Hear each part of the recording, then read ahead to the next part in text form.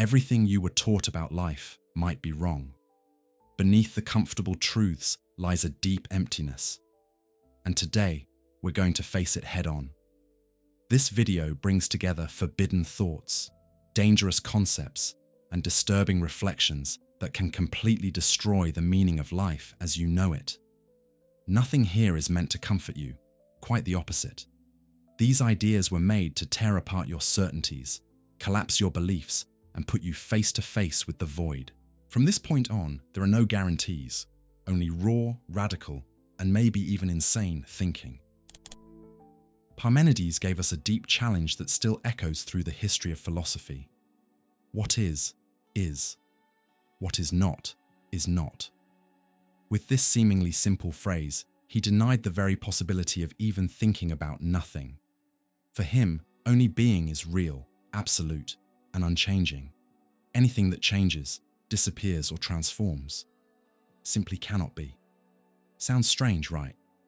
After all, our everyday experience is full of change. We watch time pass, people evolve, things are born and die. But Parmenides asks something hard from us. Don't trust your senses. Think. Being can't come from nothing because nothing is nothing. It can't be spoken, thought, or even imagined. For Parmenides, accepting non-being would mean falling into a logical contradiction. This is where philosophy starts digging much deeper than it seems. Because if everything that exists is being, and being is one, eternal and unmoving, then the entire world of change, motion, and death is just illusion. Parmenides anticipates a metaphysical idea that Plato will later echo. The world of the senses is deceptive. But think about it. If nothingness can't even be thought, what does that say about finitude, about death, about the meaning of life? From an existential perspective, Parmenides seems to push us toward a disturbing conclusion. Everything that brings us anxiety, emptiness, loss, the end, isn't real in the realm of true being. It's just appearance. Yet Parmenides doesn't comfort us. Quite the opposite. He challenges us to follow reason to its breaking point. In his philosophical poem, he says there are two paths. The path of truth, which affirms being as absolute, and the path of opinion, the deceptive road of the senses, of multiplicity, of birth, of death. You might see the world changing, but to truly think, he says, is to grasp the unchanging being. It's a radical thought. It destroys the idea that nothing can exist, even temporarily, and by doing so, it also destroys the idea that anything can truly begin or end. In other words, everything has always existed and always will. So here's a question for you to reflect on and comment below. If nothingness can't be thought, what does that mean for death? Is dying really the end of existence or just an illusion? If Parmenides said that being is unchanging, Heraclitus takes us to the exact opposite extreme. Everything is in constant change. Nothing stays the same. Everything flows. His famous quote captures this with poetic power. You can't step into the same river twice. Because once your foot touches the water, the river is already different. And so are you. For Heraclitus, becoming, this constant state of coming into being, is the very essence of reality. Nothing has a fixed existence. Everything is in an endless process of transformation. The change that Parmenides saw as illusion, Heraclitus sees as the only real truth. But what holds this flow together? Is there any kind of order in all this chaos? Yes. Heraclitus calls this order logos, a cosmic reason, a kind of harmony that structures the conflict between opposites. Through the tension of opposites, reality moves forward. War, friction, difference. These aren't flaws in being. They are essential conditions. War is the father of all things. And now comes a disturbing question. If everything changes, where is the void? Could the process of becoming hide a kind of constant absence? something that never settles, never completes, never solidifies. Think about it. When everything is changing, there's no room for being as something full, fixed, or absolute. In a way, everything contains a hint of non-being, because it's always leaving what it was to become something else. Becoming is made of presences that are already disappearing. So maybe the void isn't absolute absence like Parmenides rejected, but more like a space between what was and what will be. An interval where being dissolves and reshapes. This idea will pave the way, centuries later, for thinkers like Hegel and Nietzsche, who will see in conflict and negation the very energy of life itself. Heraclitus invites us to make peace with impermanence. But that's not easy. We crave security, stability, fixed truths. We want things to last. We want love to last. We want life to have one clear, solid meaning. But Heraclitus challenges us. Are you willing to live in the fire of change? Because anything fixed eventually dies. Only what changes stays alive. Reality is movement, transformation, a constant blaze. Being is fire, he said, and fire consumes, but it also creates. Now I want to hear from you. How do you deal with change? Does the void between who you were and who you're becoming scare you, or set you free? Plato, a student of Socrates and teacher of Aristotle, proposed one of the most influential views in the history of philosophy: the distinction between the physical world and the world of ideas. To him, everything we see, touch, and feel, the material world, is imperfect, changeable, and temporary. In contrast, there's a higher, invisible, eternal, and unchanging realm, the world of forms or ideas, where true being resides. And here comes the key idea. Matter is just a shadow, an imperfect copy of the eternal ideas. What we call reality is, for Plato, a kind of stage of illusions. We are like prisoners in a cave, watching shadows on the wall and thinking that's all there is. So, what does this have to do with the void? Everything. For Plato, matter isn't full being. It's a kind of absence of true being. It's change, confusion, and decay. It doesn't have a stable essence by itself. That's why material things never completely satisfy us. Something is always missing. Something is always lost. We're always wanting more. This lack, this constant almost, can be seen as a kind of ontological void. Not the absolute nothing of Parmenides, but a gap between the physical world and true being. Matter is like a foggy mirror, trying to reflect the light of the ideas, but only giving back a distorted image. In the Republic, Plato gives us the allegory of the cave. Prisoners see shadows on the wall and think that's reality. Only by leaving the cave and facing the pain of sunlight does the philosopher discover the true world. And what gets left behind?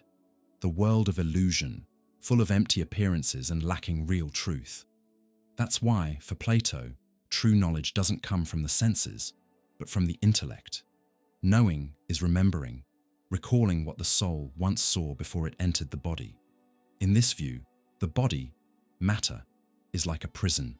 The body is the tomb of the soul, Plato said, echoing ancient Orphic wisdom. But this view also challenges us. If everything we touch is just a shadow, then what is actually real? What are we really searching for when we search for the meaning of life?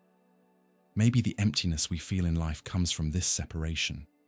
We seek fullness in a world where nothing is truly full. Matter promises, but doesn't deliver.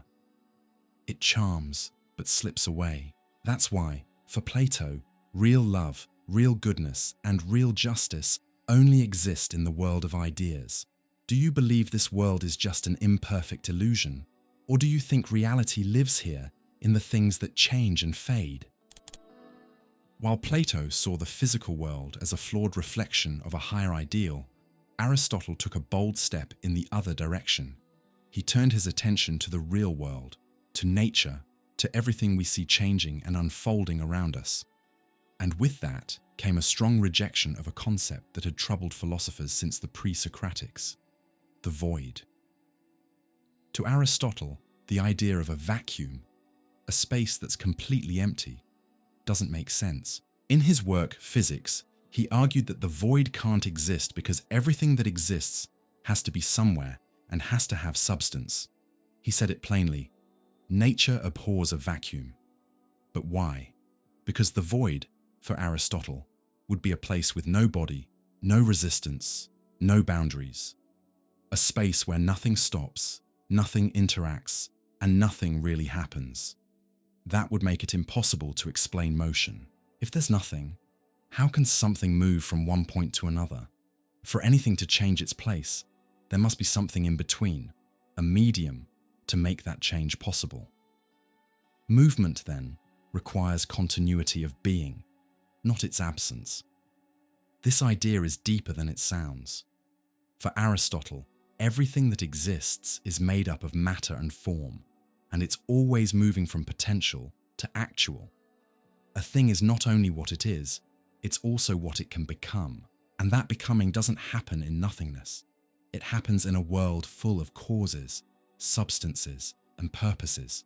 So, the void, understood as the total absence of being or substance, is impossible. The world is always full. And more than that, everything that moves, changes, or unfolds does so within a material and causal structure. This rejection of nothingness also has existential meaning.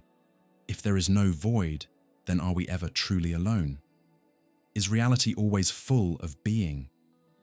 That stands in contrast to many modern views, where the void is tied to anxiety, to the abyss, or to a lack of meaning. Aristotle, however, believed in an ordered cosmos, full of purpose and causes.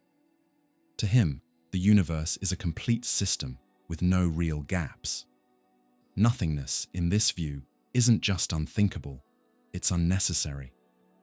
Have you ever felt a kind of void inside yourself? What if, as Aristotle believed, that emptiness is just an illusion, and what seems to be missing is actually waiting to become something real? Plotinus, a 3rd century philosopher and founder of Neoplatonism, took Plato's ideas into mystical territory. For him, everything that exists comes from a single supreme, transcendent, and ineffable source, the One. But the One isn't just another being. It exists beyond being, beyond multiplicity, and even beyond the distinction between being and non-being. So how can we even think about something that's beyond all thought? Plotinus says we can't define the One. We can only sense its presence. It's not something we can see, touch, or describe. It's absolute fullness, so complete and so simple that it can't contain any division. That's why it's ineffable, not because it's empty or absent, but because it overflows with so much reality that it escapes all words and images. From the One, everything else flows, not through a choice or action like a personal God, but as a natural necessity. The One is so full of being that it can't help but radiate reality. Like the sun that shines without intention, the One generates everything beneath it. The first emanation is the nous, the divine mind, the realm of ideas, similar to Plato's ideal world. Then comes the world soul, which gives life and form to the material universe. And finally, matter, the most distant point from the One, where light weakens and multiplicity takes over. But here's the key. Matter, being farthest from the One, is also closest to non-being. It's not absolute nothingness, like in Parmenides, but it's the faintest level of reality. And still, even matter, fragmented as it is, participates in the One, even if just barely. And what about the void? Plotinus would say the void exists only as a lack of fullness, the shadow of a very distant light. But even a shadow needs a light source to exist. So, nothingness is never truly absolute. It's simply a weakening of the One's presence, a distant echo of totality.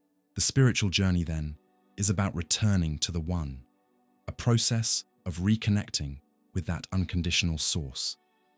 And that return isn't just intellectual, it's mystical, contemplative, and transformative. It requires letting go of the ego, inner fragmentation, and sensory distractions. It calls for silence, intuition, union.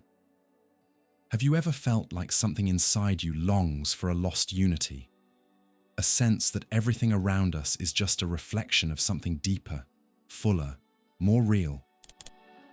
In a world full of change, doubt, and existential emptiness, Thomas Aquinas offers a surprising idea.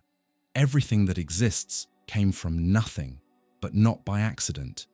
It came into being because God wanted it to, and that changes everything.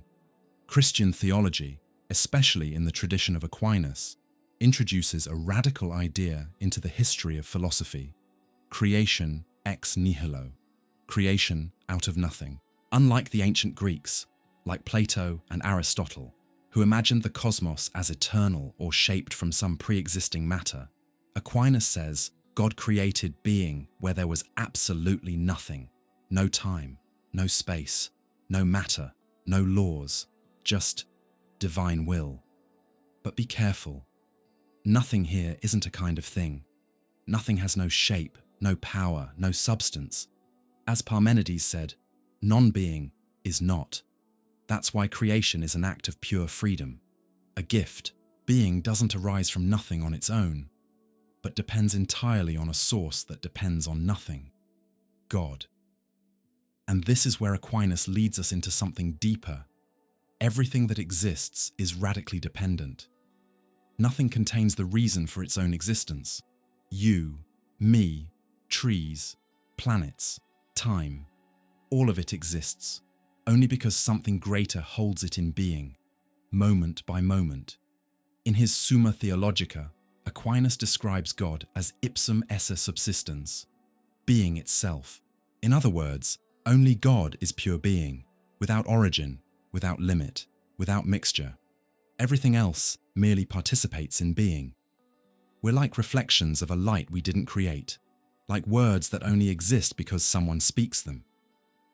So what does this tell us about the void? That the void isn't the beginning. The beginning is divine will. The void is just what would be if God hadn't wanted there to be something. Creation ex nihilo doesn't mean the universe came from a meaningless dark hole. On the contrary, it means existence is a gift, a pure gift. Everything that is didn't have to be. It is because it was loved into being. And if everything is a gift, then everything is also fragile, dependent and humbling. We don't own our existence. We're guests, participants, invited into being. Have you ever stopped to realize that you don't have the power to exist on your own? That your very existence is a continuous gift, sustained moment by moment? Imagine doubting everything: your senses, the existence of the world, your body, other people, even God. That's exactly where René Descartes, the father of modern philosophy, began his journey. He stared into the abyss of total doubt, and right there, he found an unshakable truth. Cogito, ergo sum. I think, therefore I am. In his work, Meditations on First Philosophy, Descartes puts himself through a radical exercise. He tries to strip away everything that might be false. He asks, what if everything is an illusion? What if an evil genius is tricking me all the time? What if all I see is just a dream? This extreme doubt isn't just skepticism. It's a desperate search for a solid foundation on which to rebuild true knowledge. And what remains when everything collapses? Thought, the awareness of doubt, the act of thinking. Even if I doubt everything, I can't doubt that I'm doubting.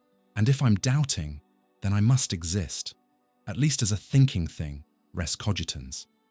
That's the first certainty, the first building block to rebuild knowledge. At that moment, thought becomes the antidote to nothingness. In the face of emptiness and uncertainty, the act of thinking stands firm. It asserts existence like a light that refuses to go out in the dark. Nothingness may haunt us, but it can't deny the fact that someone is being haunted. But the existence Descartes discovers isn't yet the body, the world, or God. It's a minimal, essential kind of existence, reduced to the act of thinking. It might feel lonely or even claustrophobic, but it's also freeing. There's an unshakable point, a core of certainty, even if the whole universe turns out to be a lie. From this one spark, the cogito, Descartes begins rebuilding. He argues for the existence of God, the reliability of reason, and the separation between body and soul. But everything starts with that one moment, the thought that, by recognizing itself, affirms existence. And the void? For Descartes, absolute nothingness is not a real threat, because even if everything fails, the thinking self remains. Nothingness can't erase consciousness. To think is to resist the collapse of reality. It's to affirm being, even in the deepest doubt. And what about you? Have you ever felt like everything around you, beliefs, values, certainties, was falling apart, yet something inside you still kept thinking, questioning, holding on? Baruch Spinoza was a philosopher who broke away from traditional categories in philosophy, religion, and even language itself. For him, the universe, God, nature, they're all the same single reality, the infinite substance, an absolute being that contains within itself all causes, all forms, all expressions of existence. This idea sits at the heart of his masterpiece Ethics, written in a geometric style full of definitions, axioms, and propositions, but loaded with deep insights. There, he says, everything that is in God, and nothing can be or be conceived without God. This means there is no outside, no emptiness, no gap in being. Everything that exists is just a modification of the one substance that exists, God or nature, Deus sive natura. Here's the radical idea. For Spinoza, emptiness is a logical impossibility. There can't be anything outside of being, because everything is being. If something exists, it exists in God. And if it doesn't exist, there's no place for it to go. Nothingness isn't a neutral space waiting to be filled. It has no space, no substance, no meaning. This infinite substance is completely self-sufficient, eternal, and expresses itself through infinite attributes. Although we humans only perceive two, thought and extension, mind and matter. In other words, mind and body are just two ways the same reality expresses itself. There's no split, no dualism, no rupture between soul and body. Everything is interconnected because everything is the same infinite essence. This has deep existential consequences. If everything is God, then there is no exile, no real disconnection, no ontological emptiness. Suffering, fear, ignorance, these only happen when we misunderstand our place in the divine order, when we try to live as if we were separate, isolated, autonomous beings. But that's an illusion. For Spinoza, freedom doesn't mean doing whatever we want. It means understanding the necessity that rules everything and aligning ourselves with it.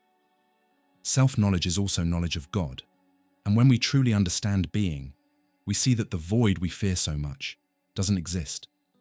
What exists is a lack of understanding, a gap between reason and reality, not between being and nothingness. So let me ask you, have you ever felt part of something bigger than yourself? Have you sensed that everything is connected by a deep, invisible logic? Do you believe that everything is a manifestation of the same substance? Or do you still see the world as divided between body and soul, spirit and matter, God and nature? Let's keep this conversation going and keep diving deeper into the infinite that lives in everything. Among all the questions philosophy has ever dared to ask, maybe none is as deep, as unsettling, and at the same time as simple as the one posed by Gottfried Wilhelm Leibniz. Why is there something rather than nothing? At first, this might sound like a mere metaphysical curiosity, but it gets straight to the heart of the mystery of existence. After all, wouldn't it make more sense for there to be nothing at all? Why does the universe exist? Why do consciousness, life, time, and being exist? Why didn't nothing win? For Leibniz, the only way to answer this is through a central idea in his philosophy, the principle of sufficient reason. According to this principle, nothing exists without a reason for it to be the way it is, and not some other way. Nothing is random, not even the fact that something exists at all. So what does that mean? It means that being can't just show up. If something exists, there has to be an ultimate explanation, a foundation that contains the reason for its existence. And that reason can't be found in the world of contingencies, which could easily have been different or not existed at all. The universe, with all its laws and complexity, doesn't explain itself. Leibniz concludes that there must be a necessary, eternal being whose very essence includes existence. God, a rational God whose will is guided by wisdom. This God chooses, among infinite possibilities, the best of all possible worlds, not out of whim, but based on reasons rooted in harmony and the fullness of being. The idea that everything has a reason, even the entire universe, is Leibniz's way of pushing back against pure chance, chaos, and irrationality. For him, nothingness can't have the final word, because nothingness has no reason, no structure, no explanation. Being is more rational than nothing, and that's why it exists. But this vision carries a heavy weight. If there's a reason for everything, is there still room for mystery, for randomness, for absurdity? Modern and contemporary philosophers, like Nietzsche, Camus, and Sartre, pushed back on that idea. They suggested that maybe there isn't always a reason. Maybe the universe, at its core, is indifferent. But Leibniz stands firm against the abyss. For him, being triumphs, not by chance, but through meaning. And what about you? Have you ever asked yourself why you exist? Why there's something rather than absolute nothing? Do you feel there's a deep reason behind existence? Or do you think everything could just as easily not be? Blaise Pascal wasn't just a genius in math and physics. He was also one of the most emotionally aware thinkers when it came to the human condition. And in the middle of his writings, the Pensées, there's one sentence that echoes like a cry from the depth of existence. The eternal silence of these infinite spaces frightens me. Here, Pascal invites us to look upward, at the starry sky, the universe stretching beyond what we can imagine. But unlike other thinkers who saw beauty and order in the cosmos, what Pascal felt was anxiety, a cold, impersonal silence, a void that doesn't answer the most human questions. Why am I here?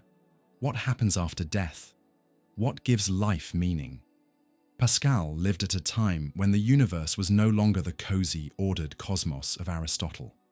Modern science had revealed the vastness of space, the lack of a center, and the collapse of ancient certainties. Earth was no longer the central stage of creation. It was a tiny dot lost in endless darkness, and humans suddenly felt smaller than ever. And what does that do to us? It creates a deep, existential insecurity. We're thrown into an indifferent universe, ruled by impersonal laws, where reason, no matter how sharp, can't give us final answers. In this context, the void isn't just a philosophical concept. It becomes a personal experience, a silence that pierces us. Pascal saw this as a core tension in our existence. Humans are both great and miserable. We can think, love, create, and ponder the infinite. Yet we're also fragile, finite, destined to die. He famously wrote, "Man is only a reed, the weakest in nature, but he is a thinking reed."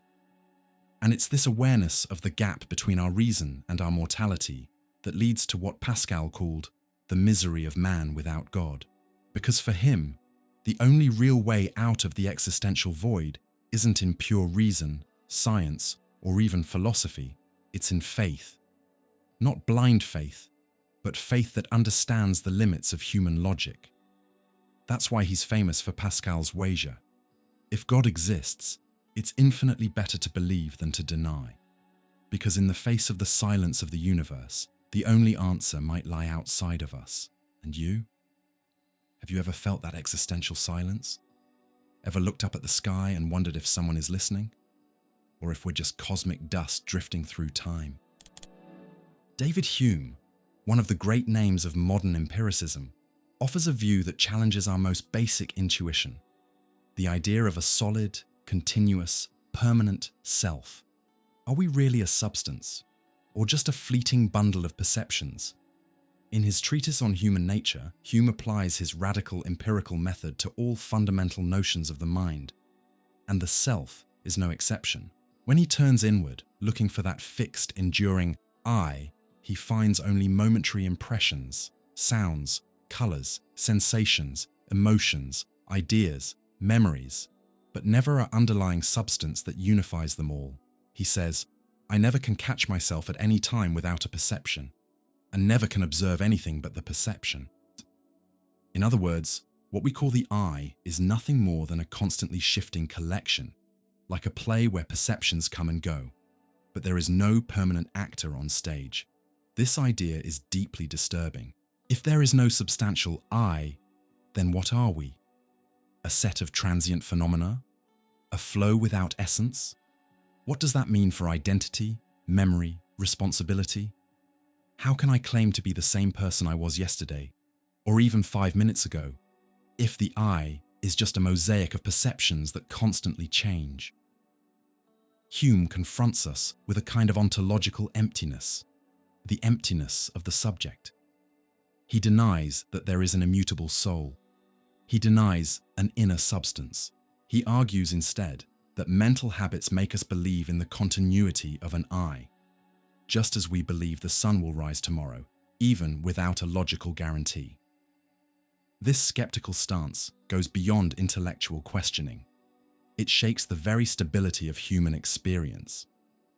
Interestingly, it connects with Eastern philosophical traditions, like Buddhism, where the self is also seen as an illusion, a blend of sensations and thoughts in perpetual flux. But be careful.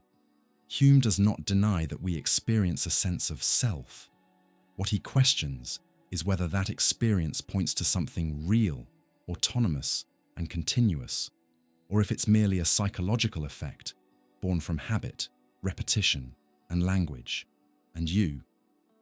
Have you ever asked who you really are? Beyond memories, emotions, mirror images. Do you believe there's a fixed core inside you? Or do you feel you're always changing, always being shaped by many ways of being? Immanuel Kant stands as a turning point in the history of philosophy. In his monumental critique of pure reason, he invites us to deeply reflect on the limits of human knowledge. Along the way, we encounter a troubling concept: the thing in itself, Ding an sich, what exists independently of our perception, but which we can never know directly. For Kant, we never access reality as it is in itself. What we know is not the world in itself, but the world as it appears to us, the world of phenomena. That world is shaped by cognitive structures we carry: time, space, and categories like causality, substance, quantity. In other words, our mind doesn't just passively receive the world, it actively organizes it. So what lies beyond that cognitive lens? The thing in itself, that which exists but cannot be experienced, thought pure, or described with precision, a reality that eludes any form of consciousness. A core of being that remains hidden, veiled, silent. This beyond of phenomena introduces a kind of epistemological void, a void that is not an absence of being, but an absence of access. We sense there's something there. The world isn't a creation of the mind alone, but all we can perceive is how it appears to us, never how it is in itself. Kant forces us to recognize a fundamental limit of reason. Human reason has this peculiar fate. It is drawn to questions it cannot avoid, because they are imposed by the very nature of reason, but it cannot answer them, because they transcend the borders of human reason. This changes our relationship with knowledge. We are no longer masters of complete understanding, no proprietors of absolute truth.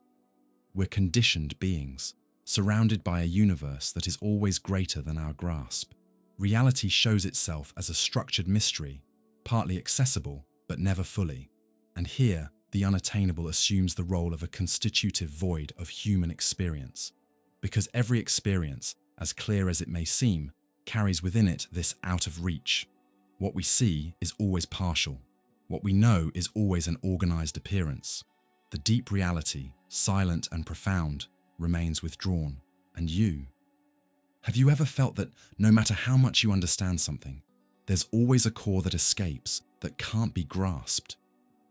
Have you ever questioned whether what you know of the world is the real world, or just your version of it?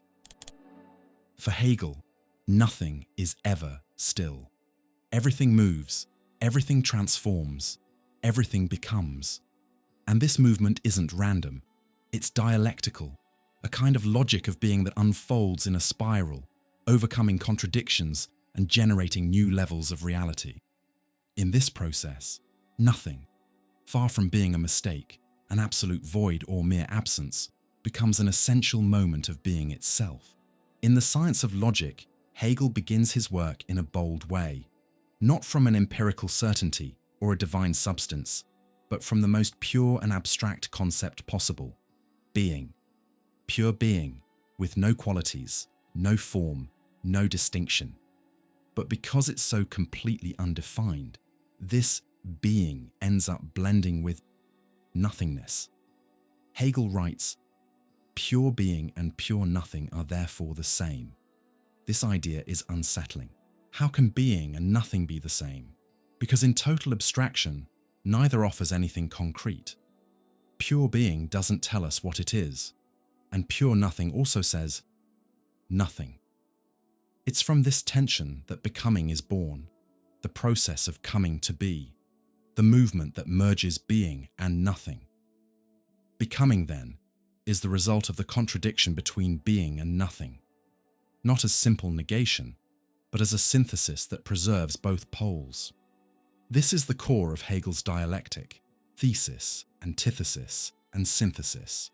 Being, thesis, by being indeterminate, negates itself in nothing, antithesis, and from that negation, a new determination emerges, a new level of reality, synthesis. Nothing, then, isn't some kind of ontological black hole. It's an active moment in the real. It doesn't cancel being. It pushes being to become something. In Hegel's view, nothing is fertile. It's the engine. It's the passage. It's present in every creative negation, every transcendence, every dialectical birth of something new. This radically shifts our relationship with the idea of absence or endings. For Hegel, the end is never final. Every contradiction contains the seed of something greater. Reality is a dynamic field of tensions, and nothing acts as a force of transformation. Being alone isn't enough. It needs nothingness to stop being abstract and empty, and become real life, history, spirit. And you? Have you ever gone through a moment where everything seemed to fall apart? And yet, right there in the middle of the emptiness, something new began to emerge. Arthur Schopenhauer is one of the darkest and most profound thinkers in modern philosophy. For him, the world we live in, with all its forms, colours, pleasures and pains, is actually an illusion powered by a blind force, the will, an irrational, impersonal, and never satisfied force. And it's this will that, deep down, condemns us to existential emptiness. In his masterpiece, The World as Will and Representation, Schopenhauer lays out a radically pessimistic vision. The world is representation. It's what appears to our consciousness. But behind that appearance is the ultimate reality, the will, which is not God, not reason, not goodness. It's a blind impulse, a constant craving that desires and desires and desires, and is never fulfilled. Everything that exists is driven by this will. Rocks, plants, animals, and especially us, humans. But what does the will want? Nothing specific. It just wants. And because of that, every human desire is doomed to frustration. Either we don't get what we want, and we suffer, or we do get it, and soon we want something else. Life then becomes an endless cycle of craving, chasing, and pain. Happiness is just a fleeting illusion. a short pause between two sufferings. Pleasure isn't fulfillment. It's just a brief moment when the emptiness stops hurting. Schopenhauer sees the world as a hollow stage, where consciousness only plays roles written by the will. And if there's no real freedom, if everything is driven by this blind force, then where is salvation in denying the will? The only true way out of suffering is to say no to wanting, to renounce desire, to extinguish the fire of will. He draws inspiration from Buddhism, asceticism, and deep compassion, all things that dissolve the ego and calm the hunger to possess, to conquer, to be. Art, aesthetic contemplation, and especially music, which he considers the highest of the arts, offer temporary relief, a break from willing. But true liberation only comes when the will stops acting within us.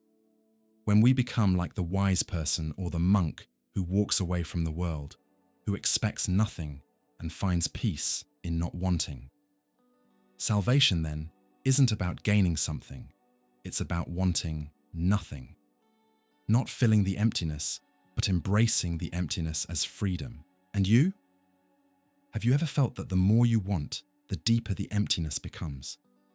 Have you ever experienced a moment of silence, of not wanting anything, where everything just felt calm, full, even without a reason? Few thinkers have caused as much impact and scandal as Friedrich Nietzsche. Among his most famous and most misunderstood phrases is one that hits like a philosophical thunderclap: God is dead. But Nietzsche isn't talking about the literal death of a divine being. What's dying here is the symbolic foundation that held the meaning of life in the West for centuries. The belief in an absolute, eternal, transcendent truth. The death of God is really the collapse of the structure of meaning that once kept the world in order. So what's left when that structure falls apart? Nihilism. The feeling that nothing matters, nothing is true, nothing is worth it. If there's no God, then there's no guaranteed good or evil, right or wrong, justice or injustice. Truth is no longer a light shining from above. It becomes a dark, bottomless pit where everything is possible, and at the same time, nothing feels like enough. Nietzsche sees this with brutal clarity. He says nihilism is the destiny of Western culture, not because he wants it, but because it's inevitable. Science, critical philosophy, and rationalism have slowly eaten away at the foundations of traditional faith, and now modernity is standing face to face with a terrifying emptiness. No God, no absolutes, no guarantees. In aphorism 1-25 of The Gay Science, Nietzsche introduces the figure of the madman who runs through the square shouting, "God is dead, and we are the ones who killed him." It's a cry of despair, but also a cry of responsibility. This wasn't an accident, it was a process. And now we have to face the consequences of what we've done. So what comes next? Nietzsche says, the abyss, nothingness, the collapse of all inherited values. But this isn't the end, it's the beginning of a new possibility, the creation of new values, the chance to affirm life without relying on any external guarantees, to face chaos not with fear, but with courage. This is where the idea of the Overman, Übermensch, is born. The one who overcomes nihilism, who doesn't freeze in the face of the void, but creates meaning from within, who turns emptiness into power, into affirmation, into art, into a way of life. There's also the concept of the eternal return, the idea of living as if every moment were to repeat itself forever. An extreme way of saying, live a life you'd be proud to repeat eternally. And you? Have you ever felt that inner collapse? That question without an answer? That feeling of having no ground beneath your feet? Do you feel fear when you look into the void? Or maybe, just maybe, do you see in it a chance to start from scratch? For Martin Heidegger, we're not just living beings. We are what he calls Dasein, the being that is aware of its own existence. Unlike anything else in the world, the human being carries the weight and the power of asking, what does it mean to exist? In his main work, Being and Time, 1927, Heidegger doesn't offer easy answers. Instead, he dives into one of the most radical experiences of being, our relationship with death. That's where one of the most impactful concepts in his philosophy appears. Being toward death, Sein zum Tod. Heidegger argues that Dasein isn't just a being that dies at the end of life. From the start, it is a being that lives toward death. Death isn't just something in the future. It's our most personal, most radical, and most inevitable possibility. It is the possibility of the impossible, the possibility that we will no longer be. Why does this matter? Because it's in the face of death, in the presence of nothingness, that we see who we really are. Most people live in what Heidegger calls inauthenticity, lost in the they-self, doing what one does, thinking what people think, and living by what's socially expected. It's a kind of falling into the world of routine, comfort, and distraction. But the anxiety we feel when we confront death, that sharp, silent awareness of our own ending, pulls us out of that fog. It reminds us that we are finite, unique, and that our existence is ours alone to live. No one else can live it for us. Nothingness, then, is not just absence, it's revelation. By placing us face to face with the end, death calls us back to authenticity. It challenges us to live fully, to own our choices, to embrace our possibilities, and to walk our own paths. Heidegger writes, "Anticipation of death frees Dasein for its own most possibility. This experience isn't easy. It takes courage to step away from the noise and the escape from self-awareness. But it's in this journey that we find a different kind of freedom, one that doesn't depend on anything external. It's the freedom to be truly ourselves, in spite of the end. And you? Have you ever felt the weight of time passing, the quiet shadow of death walking beside each moment? Maybe that awareness doesn't need to paralyze you. Maybe it's what can wake you up. Because for Heidegger, death isn't the end of life. It's what forces us to finally live it with truth. For Jean-Paul Sartre, human beings aren't just another thing in the world. We're not rocks, trees, or biological machines. We are consciousness, and consciousness has a power that changes everything. The power to say no, to break away from what is. In his book, Being and Nothingness, 1943, Sartre dives deep into existential ontology and describes humans as the only beings capable of creating emptiness within being itself. Consciousness isn't just another thing sitting next to other things. It is nothing in the sense that it is not what it is, and it is what it is not. Sound confusing? Let's break it down. Sartre draws a key distinction between two modes of being in itself, en soi. This is the mode of being for things, complete, fixed, self-contained, like a rock which just is what it is. Being for itself, pour soi. This is the mode of being for consciousness, always incomplete, lacking something, open to the future. And it's exactly that lack that defines us. Humans, unlike objects, are condemned to freedom because we are not fixed beings. We are projects, possibilities, a denial of what's given. For example, when you choose not to follow a path, not to repeat a habit, not to accept an imposed identity, you're creating a void within being, a space where something new can be born. That's why Sartre said, man is the being through whom nothingness comes into the world. This nothingness isn't destructive. It's what makes freedom possible. Without it, we'd be stuck in what we are, like things, with no escape. But because we have consciousness, and with it, the power to deny, we can always become something else. Start over, reinvent ourselves. But be warned, this radical freedom is also a burden. Sartre says we are condemned to be free. We can't avoid choosing.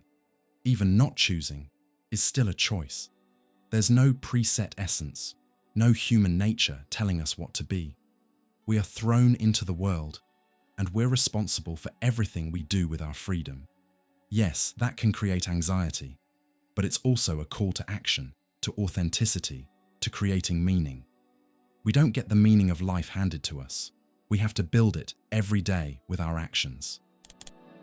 Imagine waking up every day, living, working, loving, suffering, and in the end, realizing that none of it leads to any final destination, that the universe doesn't answer back, doesn't explain itself, and doesn't hand out any clear meaning. This is the core feeling Albert Camus called the absurd, and it's the heart of his most famous philosophical work, The Myth of Sisyphus, 1942. For Camus, the absurd is born from the clash between humans and the silence of the world. We are meaning-seeking beings. We want purpose, structure, answers. But the universe, vast, mute, indifferent, offers nothing in return. This tension between our hunger for meaning and the universe's refusal to give it is what he calls absurdity. The absurd is born of this confrontation between the human need and the unreasonable silence of the world. But here's the thing. The absurd doesn't exist just in the world, or just in us. It's in the relationship between the two. The universe isn't evil. It's not trying to hurt us. It just is. The problem is that we want more from it than it can give. And once we realize that, we're faced with a disturbing question. If life has no ultimate meaning, is it still worth living? That's where Camus brings up what he calls the only truly serious philosophical question. There is but one truly serious philosophical problem, and that is suicide. He's not encouraging death. He's making a bold point. If life has no built-in meaning, we must decide whether to go on. And why? Camus' answer is powerful, honest, and deeply human. We should not run from the absurd. We should face it, not through suicide, not through blind faith, not through comforting illusions. The real answer is lucid rebellion, living with full awareness of the absurd and still choosing life. To illustrate this, Camus gives us the myth of Sisyphus, a man condemned by the gods to roll a boulder uphill for eternity, only to watch it roll back down each time. A perfect image of life's repetitive futility. But instead of seeing Sisyphus as a tragic figure, Camus writes his most provocative line. One must imagine Sisyphus happy. Happy? Yes. Because Sisyphus accepts his condition. He lives without illusion. He embraces the absurd, and in doing so, finds his own dignity. For Camus, freedom doesn't mean defeating the absurd. It means not surrendering to it. To create, to love, to act, even without guarantees, is the deepest form of existential courage. For Simone de Beauvoir, to exist is to be an unfinished project, a constant journey between who we are now and who we can still become. Unlike a fixed essence, human existence is about movement, possibility, and, above all, freedom. But this freedom doesn't come lightly. It throws us into a radical void. Nothing guarantees us, nothing determines us, and nothing tells us in advance what we're supposed to be. Inspired by Jean-Paul Sartre, with whom she shared both her life and ideas, Beauvoir starts from the same premise. Existence precedes essence.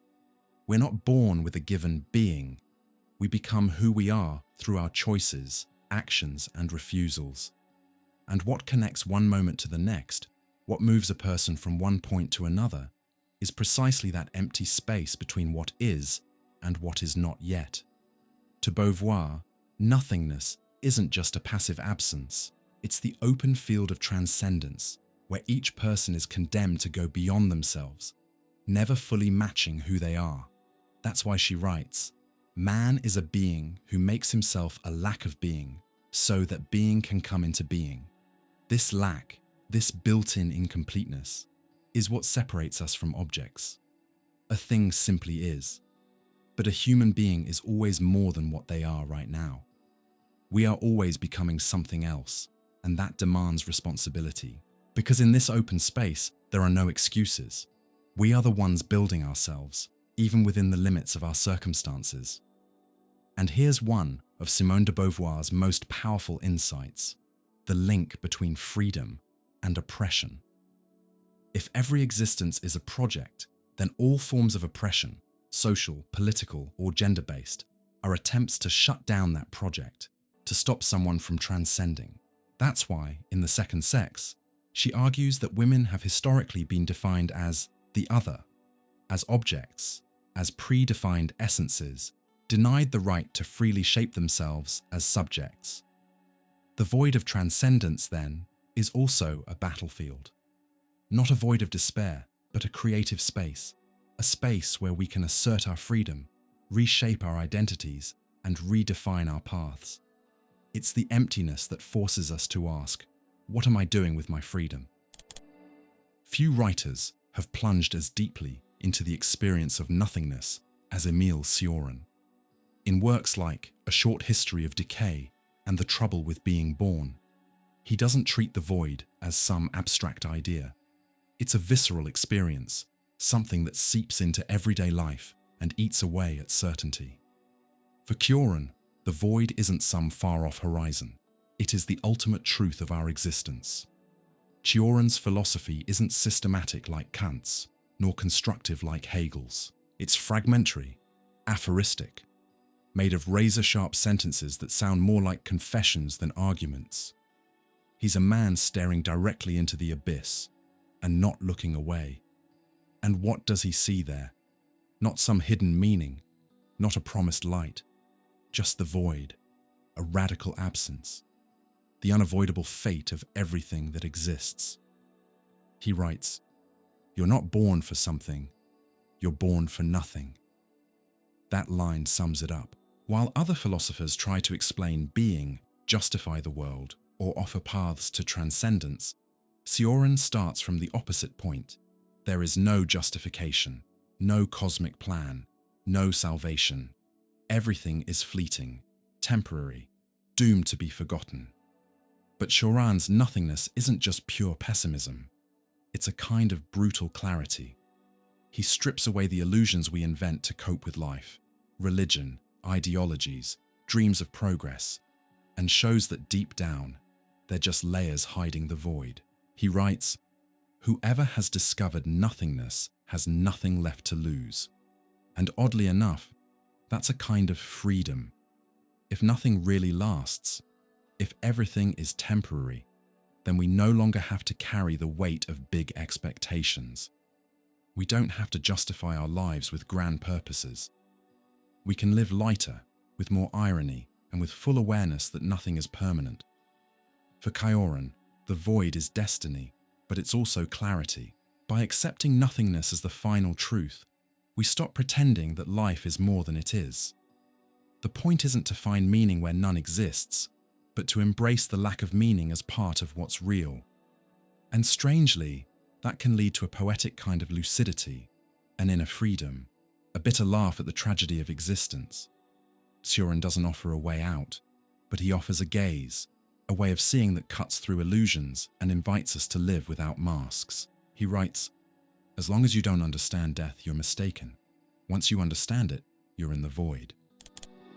Unlike Western traditions, where emptiness is often seen as something negative, like absence, anxiety, or threat, in Buddhist thought, especially in the teachings of Buddha, emptiness is not a denial of reality.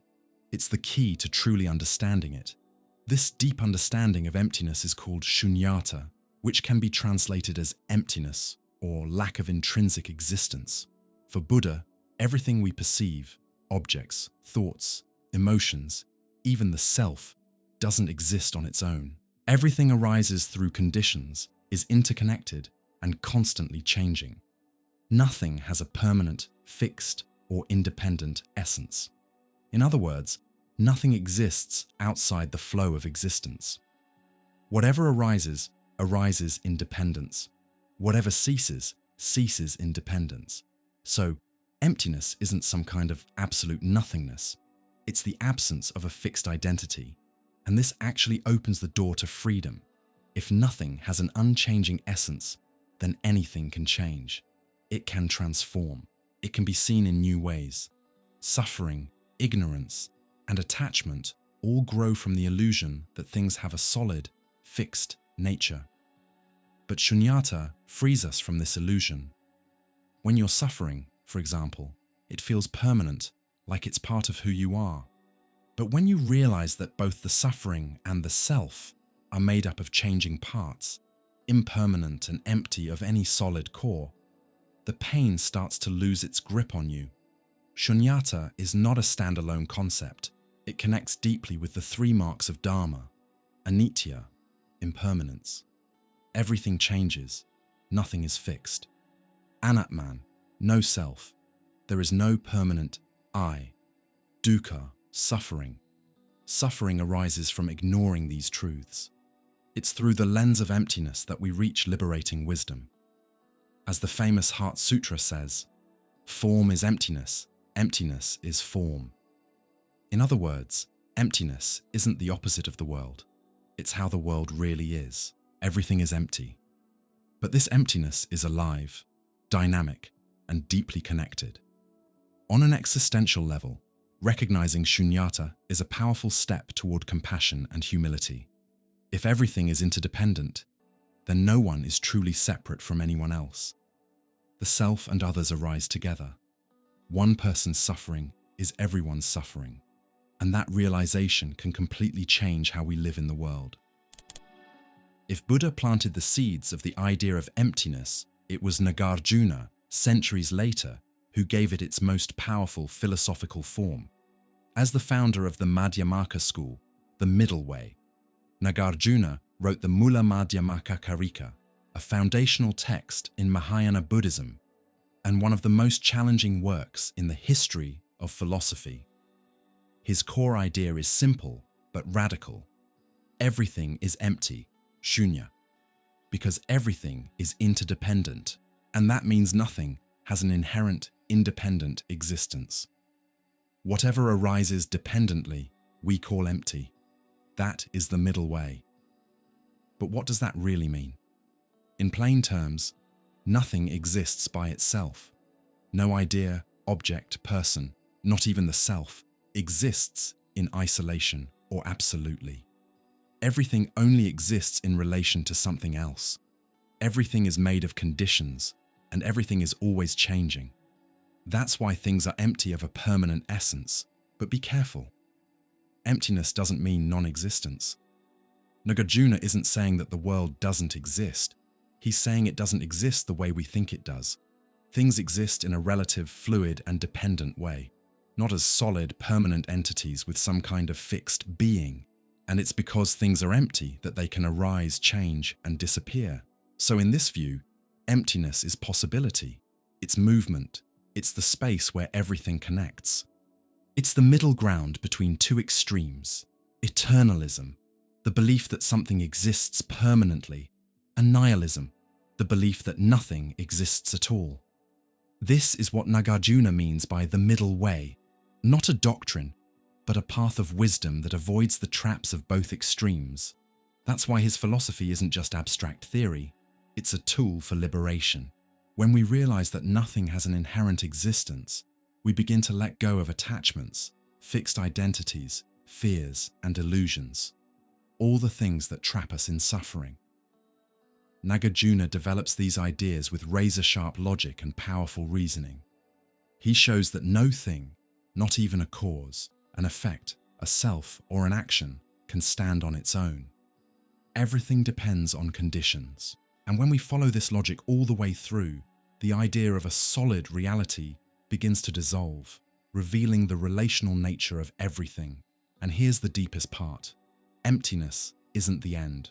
It's the realization that everything is connected. And when you truly see that, compassion arises naturally.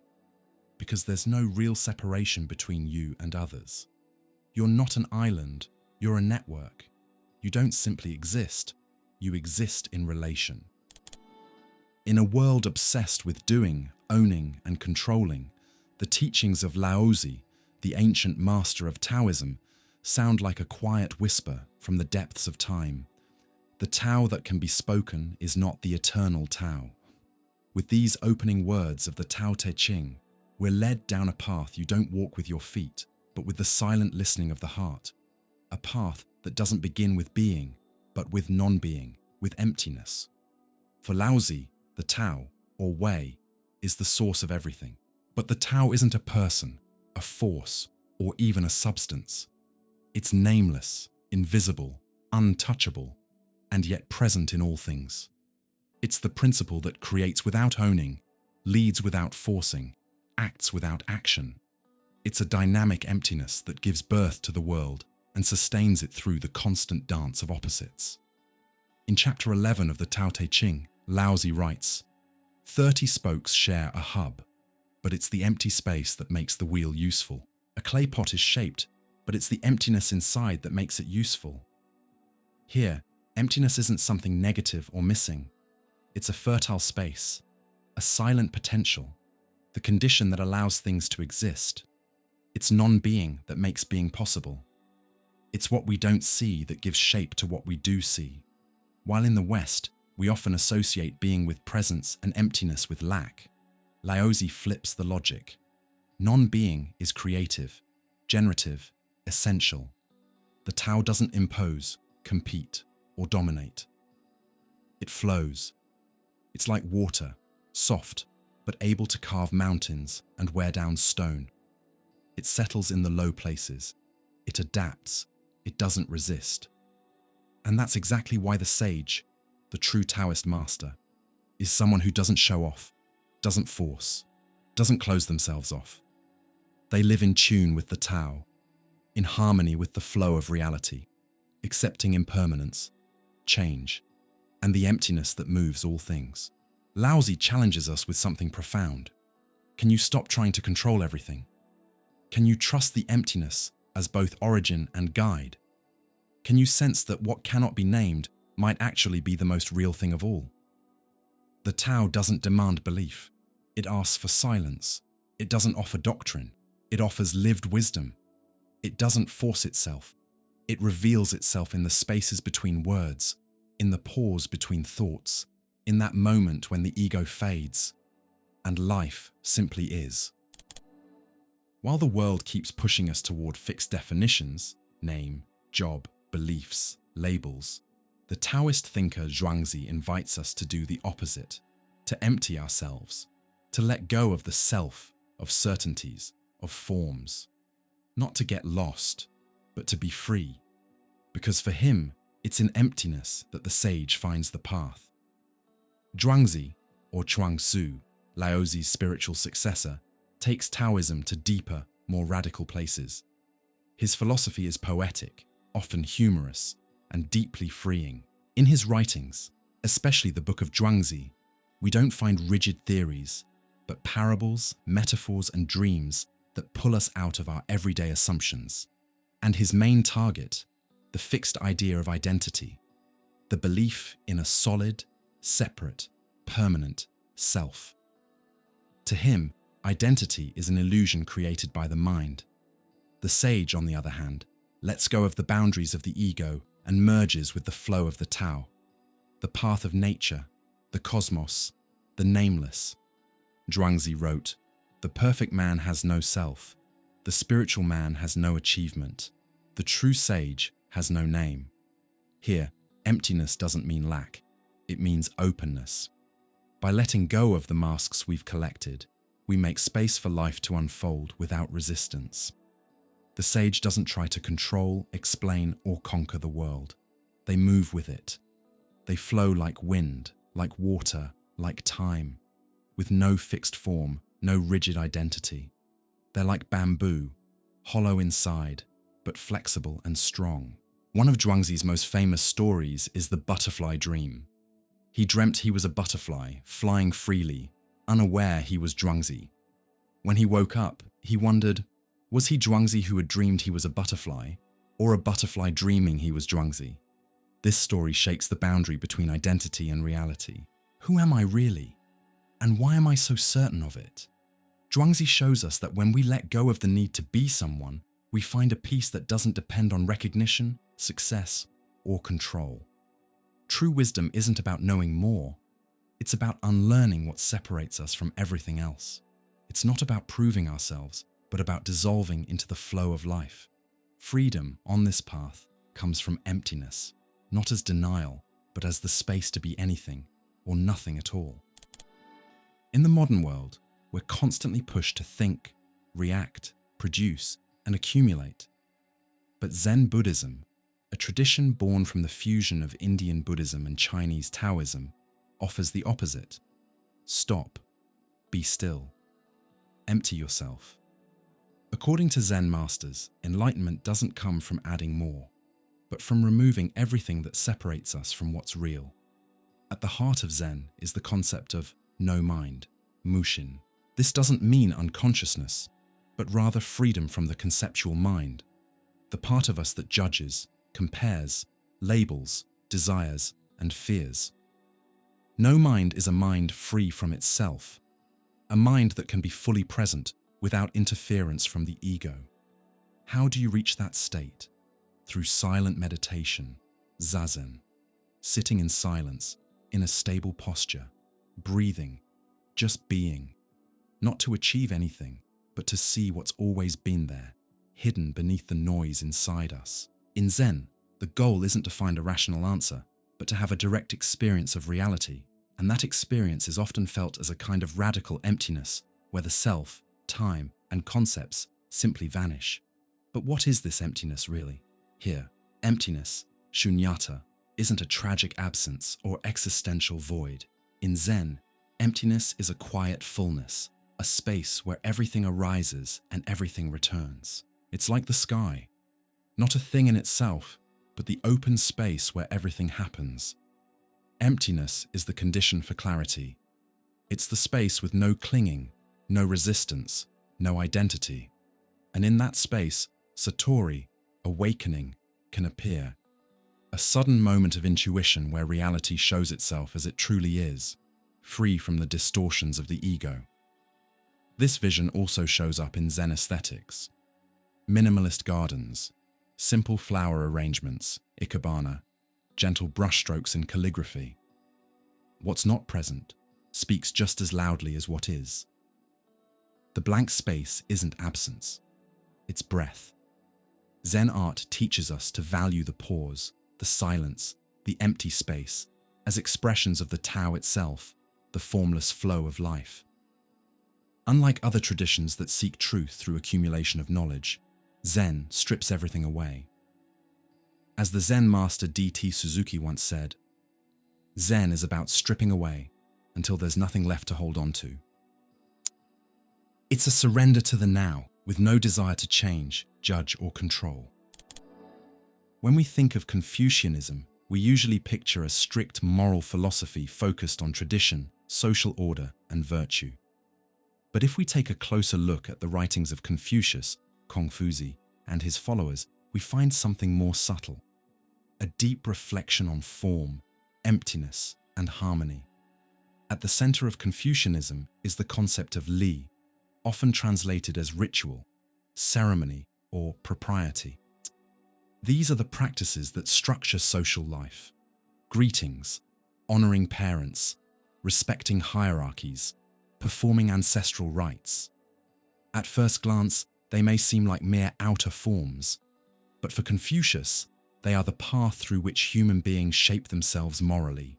Still, over time, a concern began to grow within Confucianism itself. What happens when rituals are done just out of habit? When the gestures remain, but the heart is no longer in them? Confucius himself warned about this. He said that ritual without sincerity was empty of virtue. Repeating forms without awareness, he said, was like a body without a soul. Rites without reverence are useless, he affirmed. Here, we find what we might call a moral emptiness of form, when gestures, traditions, and social codes continue, but the ethical intention behind them fades away. This kind of emptiness doesn't liberate. It paralyzes. It maintains appearances, but loses spirit. And yet, Confucianism doesn't reject form. In fact, it values it deeply. For Confucius and his disciples, it's through the careful repetition of rituals that character is shaped. Form may seem empty, but it's this emptiness that makes it fertile. Just like a bowl is useful because of its empty space, rituals are useful because of the space for awareness they can create, if practiced with sincerity. This idea echoes the wisdom of the middle way, so present in Chinese tradition. It's not about abandoning form or getting lost in it, but about filling it with lived meaning. Harmony in Confucianism isn't the absence of conflict. It's the delicate balance between structure and intention, between gesture and spirit. And today, in a time when many social gestures have become automatic, a good morning without eye contact, a how are you without waiting for an answer, perhaps Confucianism invites us to look again at the quality of our presence. Do you live your rituals with awareness, or just out of habit? The words you say, the gestures you repeat, do they still carry truth, or have they become hollow? Imagine if everything you see, feel, touch, and think was just an appearance, an illusion, a grand stage hiding the ultimate reality.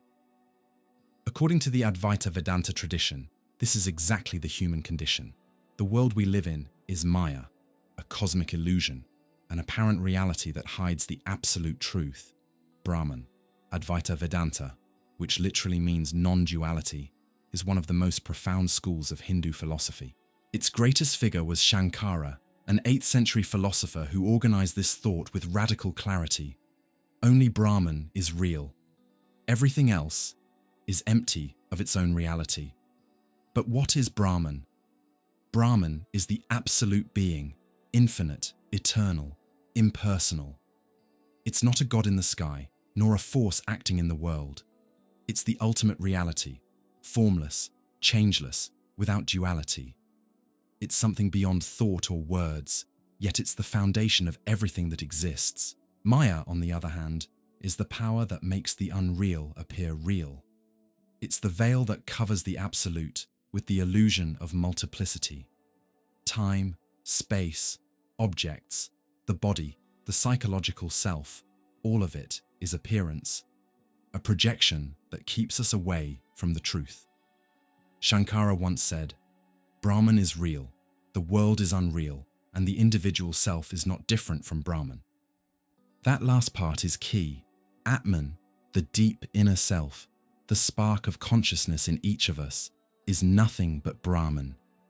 But we've become so attached to Maya, to the body, the mind, our desires, that we forget who we really are.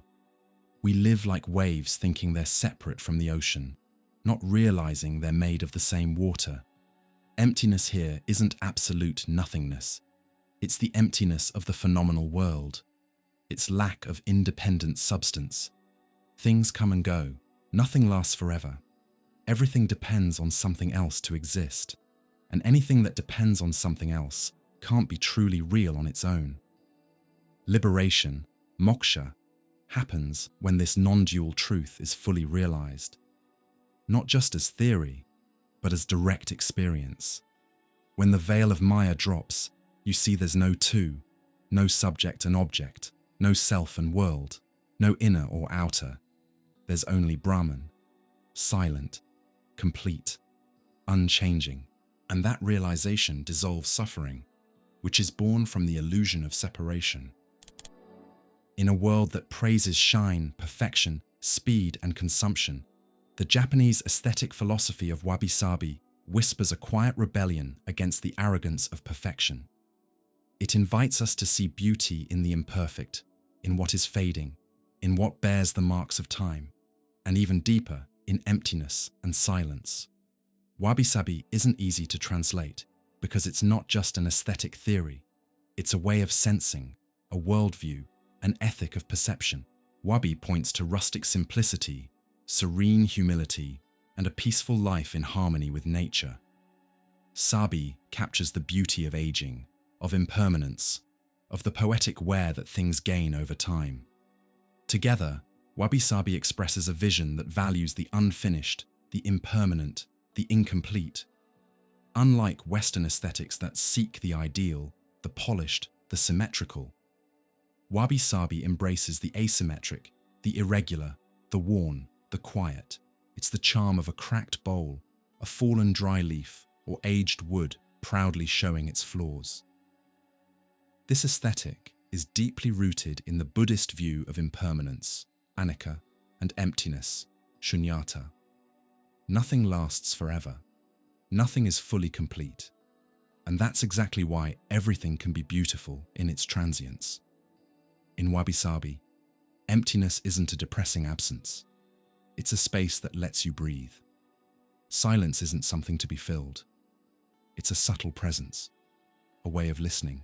Think of Japanese Zen gardens, made of stones, sand, and minimal natural elements. Nothing is missing. What may seem absent is actually intentional. The empty space between the rocks speaks. The silence between sounds reveals. Wabi-sabi is also a way of living.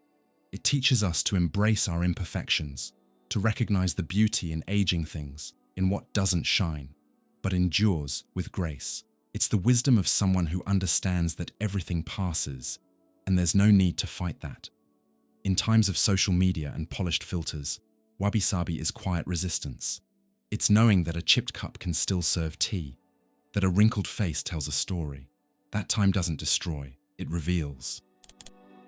At the crossroads between Eastern philosophical tradition and modern Western thought, we find the unique figure of Kitaro Nishida, 1870–1945, the founder of modern philosophy in Japan. Influenced by Zen Buddhism, but also by Kant, Hegel, and William James, Nishida developed a bold idea. Nothingness is not the absence or denial of being. Absolute nothingness is the foundation of being. This concept breaks away from the Western metaphysical tradition, which for centuries sought a solid, positive ground for reality. Instead of starting with being as the ultimate truth, Nishida claims that being emerges from radical emptiness, from what he calls absolute nothingness. But be careful. This nothingness is not nihilism, chaos, or non-existence.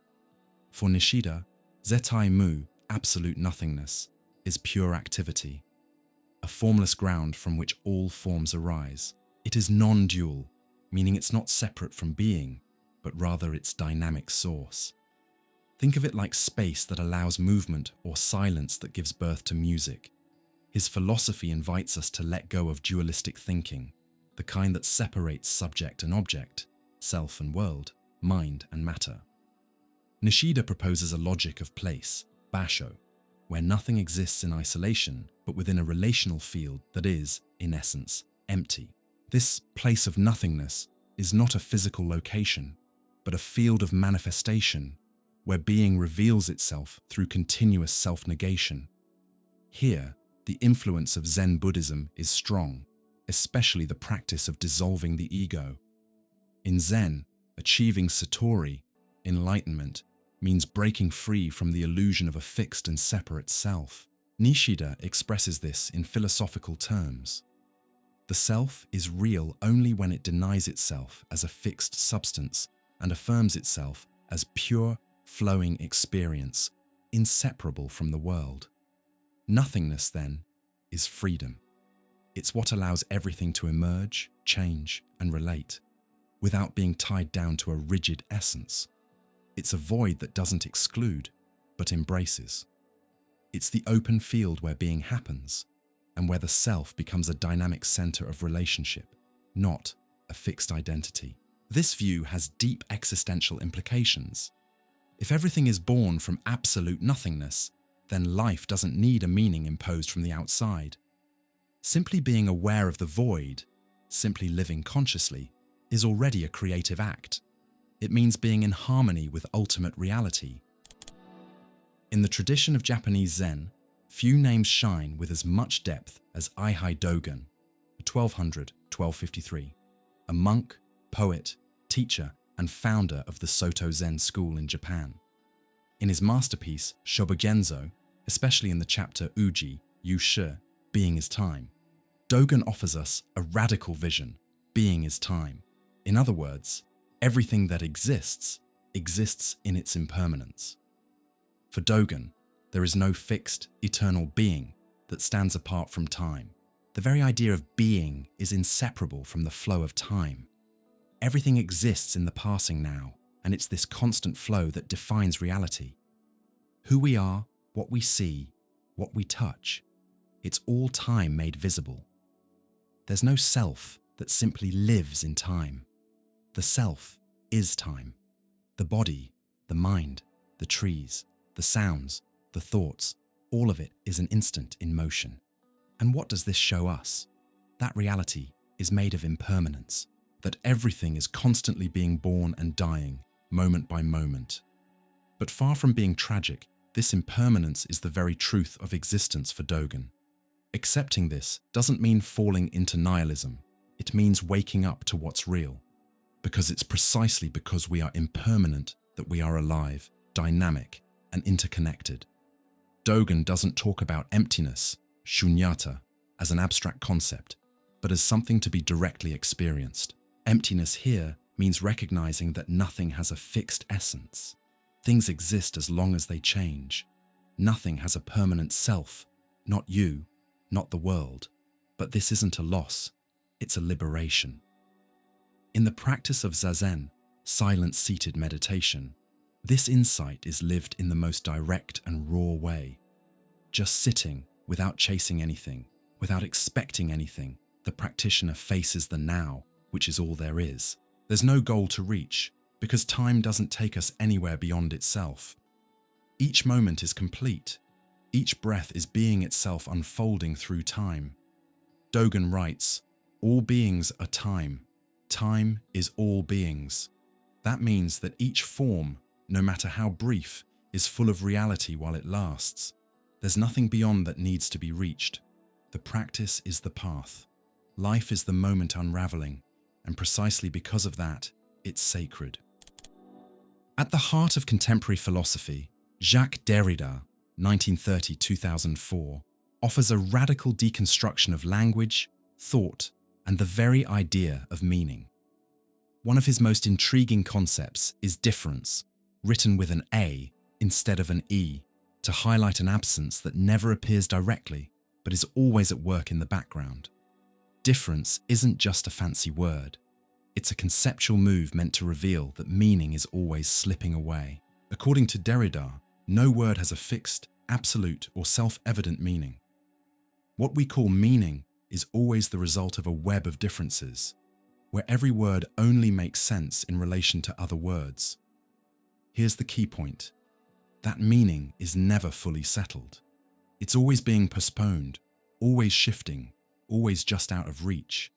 That's what Derrida means by a semantic void, the idea that meaning is like the horizon. You keep walking toward it, but it always stays ahead of you. This idea breaks away from the traditional belief that there's a solid foundation behind knowledge. From Plato to Descartes, many philosophers believed that behind every word there were pure ideas, essential truths, or ultimate meanings. Derrida, influenced by Saussure, Heidegger, and Nietzsche, shows that this is an illusion. There is no final center of meaning. What we have instead is an endless chain of signifiers, where each word points to another, but never to a final, fixed definition. In this view, meaning becomes more like an echo, a fold, a living absence. It's not fully there, but it's not fully gone either. It shifts and delays. That's why Derrida coined difference, which combines the ideas of to differ and to defer. This changes everything about how we understand language, reading, and philosophy itself. We no longer read to find a hidden message, but to listen to the multiple meanings that the text creates, even those the author didn't intend. The author doesn't fully control their own text. The reader doesn't close the meaning. The text lives in a space of openness, uncertainty, and creative emptiness.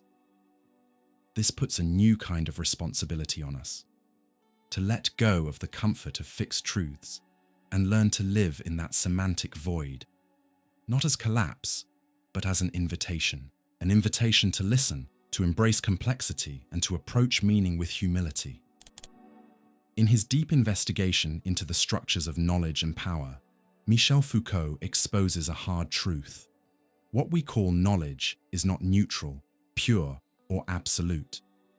Knowledge is built within historical, political, and discursive structures. And maybe more importantly, it's filled with gaps, silences, and exclusions. These voids aren't bugs in the system. they're how the system works.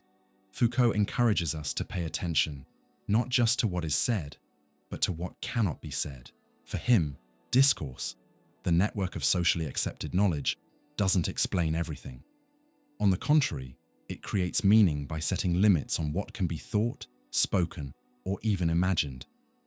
In works like The Order of Things and The Archaeology of Knowledge, Foucault shows that knowledge is always rooted in an episteme, an invisible framework that defines what's seen as rational, true, or acceptable in a certain era. But that framework also casts shadows. Whatever falls outside of it is labeled as madness, heresy, ignorance, or deviance. These zones of exclusion are what Foucault calls gaps in knowledge, places where discourse fails, goes silent, or suppresses ideas. The void, in this sense, is political. It's what you can't say without losing legitimacy. It's what you can't be without being labeled the other. And this void is tied to power. For Foucault, knowledge and power are inseparable. Whoever controls the narrative, the discourse, also controls reality. What we believe is true, normal, or possible, and that control extends over our bodies, our behavior, and our identities. But power isn't just held by kings or governments. It's decentralized, embedded in institutions, norms, and everyday practices. So the void isn't the absence of discourse. It's a product of discourse. It shows us where knowledge chooses to stay silent in order to survive.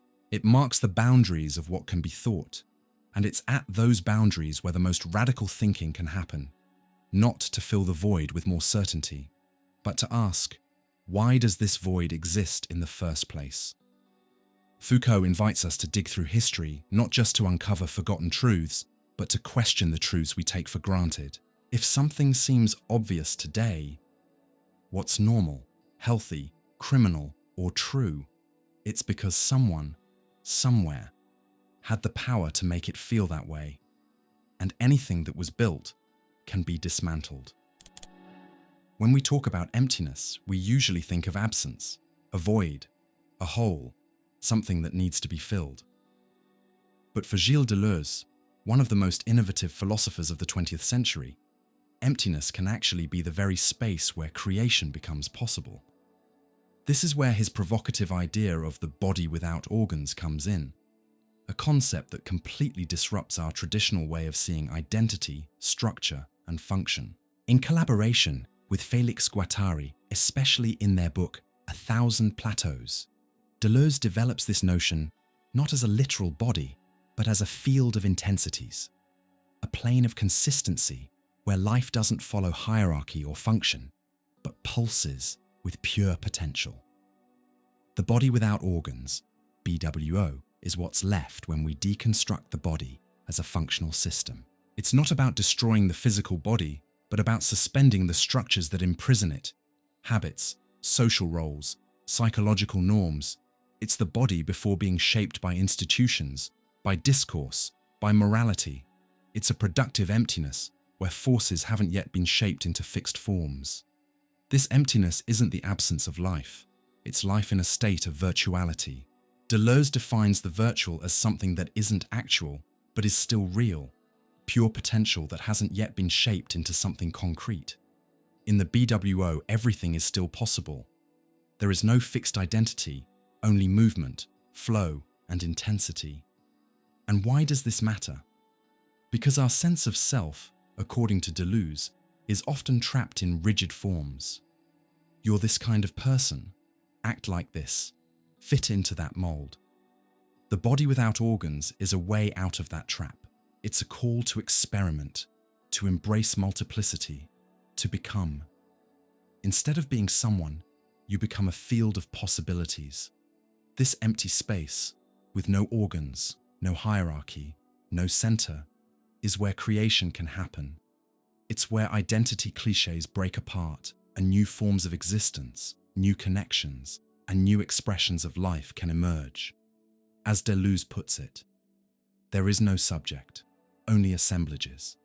And the BWO is the space where these assemblages can form, dissolve, and reinvent themselves. And you? Have you ever felt like your identity doesn't capture who you really are? Have you ever wanted to break free from the roles and expectations that limit you? We live surrounded by images, screens, symbols, and constant information.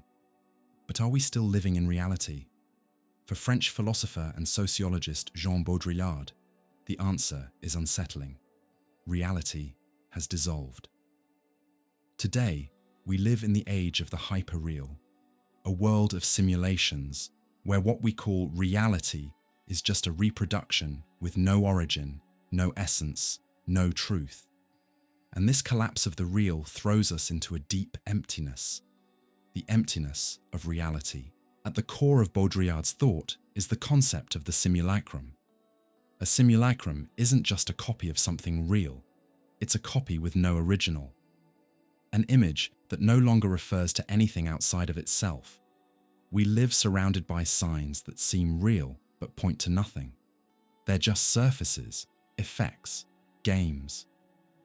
Baudrillard breaks down the history of representation into 4 stages. The image reflects a deep reality.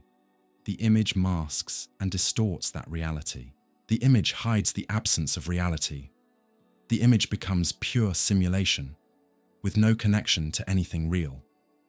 That 4th stage is where we are now. The hyperreal. A world where simulation feels more real than reality itself. Where our experiences are filtered through screens. Where social media creates edited versions of lives that never existed. Where spectacle replaces lived experience. Baudrillard goes even further and says, simulation is more dangerous than a lie. Because a lie still acknowledges that truth exists, but simulation doesn't. It erases the line between what's true and false, and when everything can be simulated, reality disappears. Not because it's hidden, but because it becomes irrelevant. In this context, the emptiness is a lack of reference. We no longer know what's true, or even if that matters. Reality has become an aesthetic effect, something to be consumed, not lived. The result is deep existential disillusionment. How can we trust the world, others, or even ourselves, when everything might be an act? At the core, Baudrillard is telling us, we've lost the depth of the real, and the hyperreal, as dazzling and accessible as it seems, doesn't fill that void. It stimulates us, but it doesn't change us. It informs, but it doesn't engage. It entertains, but it doesn't sustain. When we read a book, a poem, or even a caption on social media, we often ask ourselves, what did the author mean by this? But for the French critic and philosopher Roland Barthes, that question is completely misguided. In his famous 1967 essay, The Death of the Author, Barthes made a bold claim: to be born of the text is to die as an author. With this provocative sentence, he wasn't just attacking the figure of the writer, he was breaking away from the entire tradition of reading that places meaning in the hands of the writer's intention. For Barthes, the author's authority over the meaning of the text must be silenced. Why? Because to him, the text belongs to no one. The traditional view, rooted in Romanticism, saw the author as a creative genius, almost a divine force of language, whose life, beliefs, and intentions were the key to unlocking the text's true meaning. But Barthes shows us that this way of thinking limits the text. It reduces its richness to just one interpretation, as if it were nothing more than a coded message from the author for the reader to decode. What he proposes is much more radical and more freeing. The text is a space made up of many voices. It's a tapestry of quotes, influences, languages, and references. A palimpsest where meaning doesn't come from a single origin, the author, but from the web of meanings it's part of, and the reader. This is the core of the shift. For Barthes, the reader can only be truly born when the author dies. When we stop chasing the writer's original intent, we open up the space for interpretation, for multiple meanings, for the creative play of thought. The text becomes a field of possibilities, where every reading is a new act of creation. This shift in focus, from the author to the reader, from origin to effect, transforms the text into a space without a fixed origin, but full of interpretive potential. It's like a stage where the author steps off and the reader takes the spotlight. And that emptiness at the origin, it's not a problem. It's what gives us freedom. Because if the text doesn't have one fixed beginning, it doesn't have a fixed ending either. Every interpretation is valid. Every reader becomes a co-creator. Barthes isn't saying authors don't matter. He's saying that once the text is written, it no longer belongs to the author. It starts living its own life, in the hands and eyes of every person who reads it. In everyday life, we often believe we know what we want, that our desires have clear objects, and once we get them, we'll feel whole. But for the French psychoanalyst Jacques Lacan, this is a fundamental illusion. Desire, according to him, doesn't come from having something. It comes from lack. Even more, the human subject is built around an emptiness. Lacan reworks Freud's theory in radical ways, combining it with structural linguistics, philosophy, and literature. He famously said the unconscious is structured like a language, and the self, or the I we think we are, is not a solid thing, but something that emerges from language. We don't own our desire. We are inhabited by it. But what does that mean?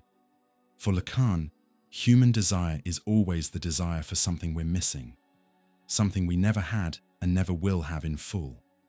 This lack isn't a mistake. It's the very foundation of our psyche. At the center of subjectivity, there's a structural emptiness, a void that moves us, pushes us, drives us to seek, but never fully find. Lacan calls this missing thing the objet petit a, the object cause of desire. It's not a real thing. It's more like a fantasy, something we think will complete us, but that only exists because of the desire itself. We don't desire because there's something to get. We desire because desire is what makes us who we are. The subject then isn't a stable being. It's a gap, a place where desire endlessly flows. We try to fill that gap with love, power, consumption, knowledge, but nothing really satisfies it, because the lack can't be erased. It's the engine of our psychic life. That may sound scary, and honestly, it is. But for Lacan, acknowledging that lack and learning to live with it is what makes us truly human. The pain doesn't come from desire itself, but from trying to patch it up with fake promises of completeness. This emptiness isn't the same as Sartre's existential nothingness or Heidegger's ontological void. For Lacan, it's psychic and symbolic. We're born incomplete, and language, the moment we're named, separates us even more from what we once were or could have been. The name of the Father, the entrance into the symbolic order, the impossibility of returning to union with the Mother, all of these mark the subject with a fundamental absence.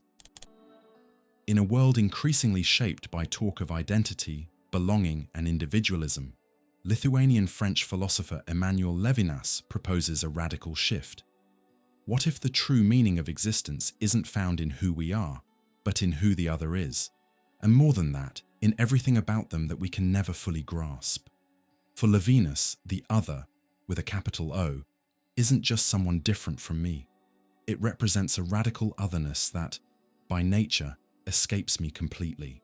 The other can't be reduced to what I think, know, or expect.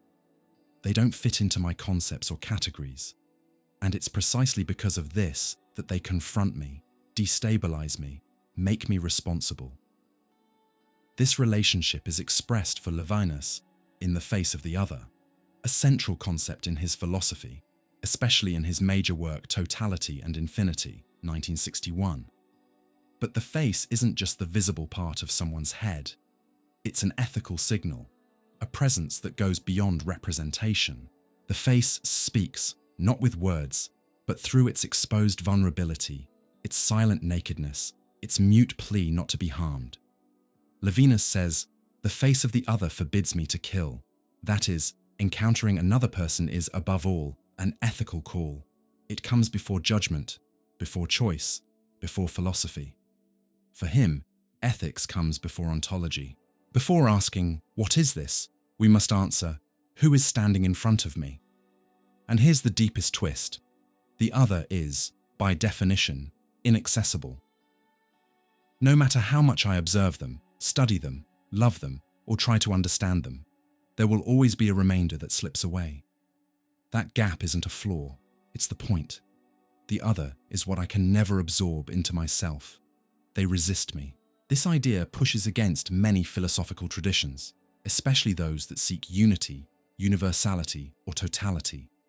For Levinas, trying to reduce the other to the same, to myself, my language, my logic, is a kind of violence. It erases what is most sacred in otherness, its irreducible difference. Ethical relationships, then, aren't symmetrical or reciprocal. They are asymmetrical. I am always responsible for the other, even if they never return the gesture. The emptiness they carry is what calls me out of myself, to respond, to care. And this responsibility doesn't come from reason, it comes from the encounter itself. For French philosopher and writer Georges Bataille, 1897–1962, human existence isn't defined just by work, reason, or morality, but by what spills over, what breaks the limits, what escapes control. This is where he finds what he calls the excess of emptiness, a space where human experience brushes up against the sacred, the erotic, death, and the void. Bataille was a thinker who blurred the lines between philosophy, literature, and mysticism. He wasn't looking for rational truths, but for extreme experiences, moments where the self dissolves, boundaries break, and emptiness is revealed not as absence, but as a violent kind of fullness. At the center of his thinking is the idea that human beings live in a constant tension between two opposing realms. The realm of the useful, work, reason, productivity, stability, and the realm of the useless, waste, excess, laughter, art, the sacred, and death. For Bataille, emptiness isn't what's missing. It's what can't be made useful. It's what escapes meaning, control, and structure. And that's why it fascinates, seduces, and terrifies. According to him, our deepest human desire is to break our own limits. And we do that most clearly in two radical experiences, eroticism and death. In eroticism, the body stops being just biological or functional. It becomes a site of intensity, where the self loses shape and the other becomes an extension of the void. It's in that moment that desire touches something unspeakable, an abyss that pulls us in, consumes us, and transcends us. Death, for Bataille, is the ultimate boundary. It shows us that our identity is fragile, temporary, dissolvable. When we contemplate death, not just as a physical event, but as a symbol, we touch the most radical possibility, the possibility of no longer being. And strangely, it's in that encounter that we may find the absolute. This experience of excess, of losing the self, touching nothingness, is, for Bataille, the only true path to the sacred. Not the institutional sacred, but the one that shows up in collapse, in intensity, in the transgression of form. And what about you? Have you ever felt pulled out of yourself by an experience so intense that words no longer reach it? At the edge between philosophy and literature, between what can be said and what cannot, lives the deep and mysterious thought of Maurice Blanchot, 1907–2003. For him, literature isn't just a form of expression. It's a space where meaning slips away, silence speaks, and the void becomes the very material of language. Blanchot invites us to think of writing not as a way of communicating finished ideas, but as a gesture that reveals what can't be represented. Literature, for Blanchot, begins at the point where language fails. It distances itself from everyday speech, from clarity, from any practical purpose. It doesn't aim to inform, explain, or persuade. It opens an abyss, a suspended space where everything said seems to carry within it an earlier silence. This is the central paradox in Blanchot's philosophy. Literature speaks and unspeaks at the same time. It revolves around a void, not as a lack of meaning, but as the very condition for creation. The writer, in this view, doesn't own what is written. On the contrary, to write is to enter the night of language. This night is not total darkness, but the place where meaning wavers, where the writing self disappears as a stable origin.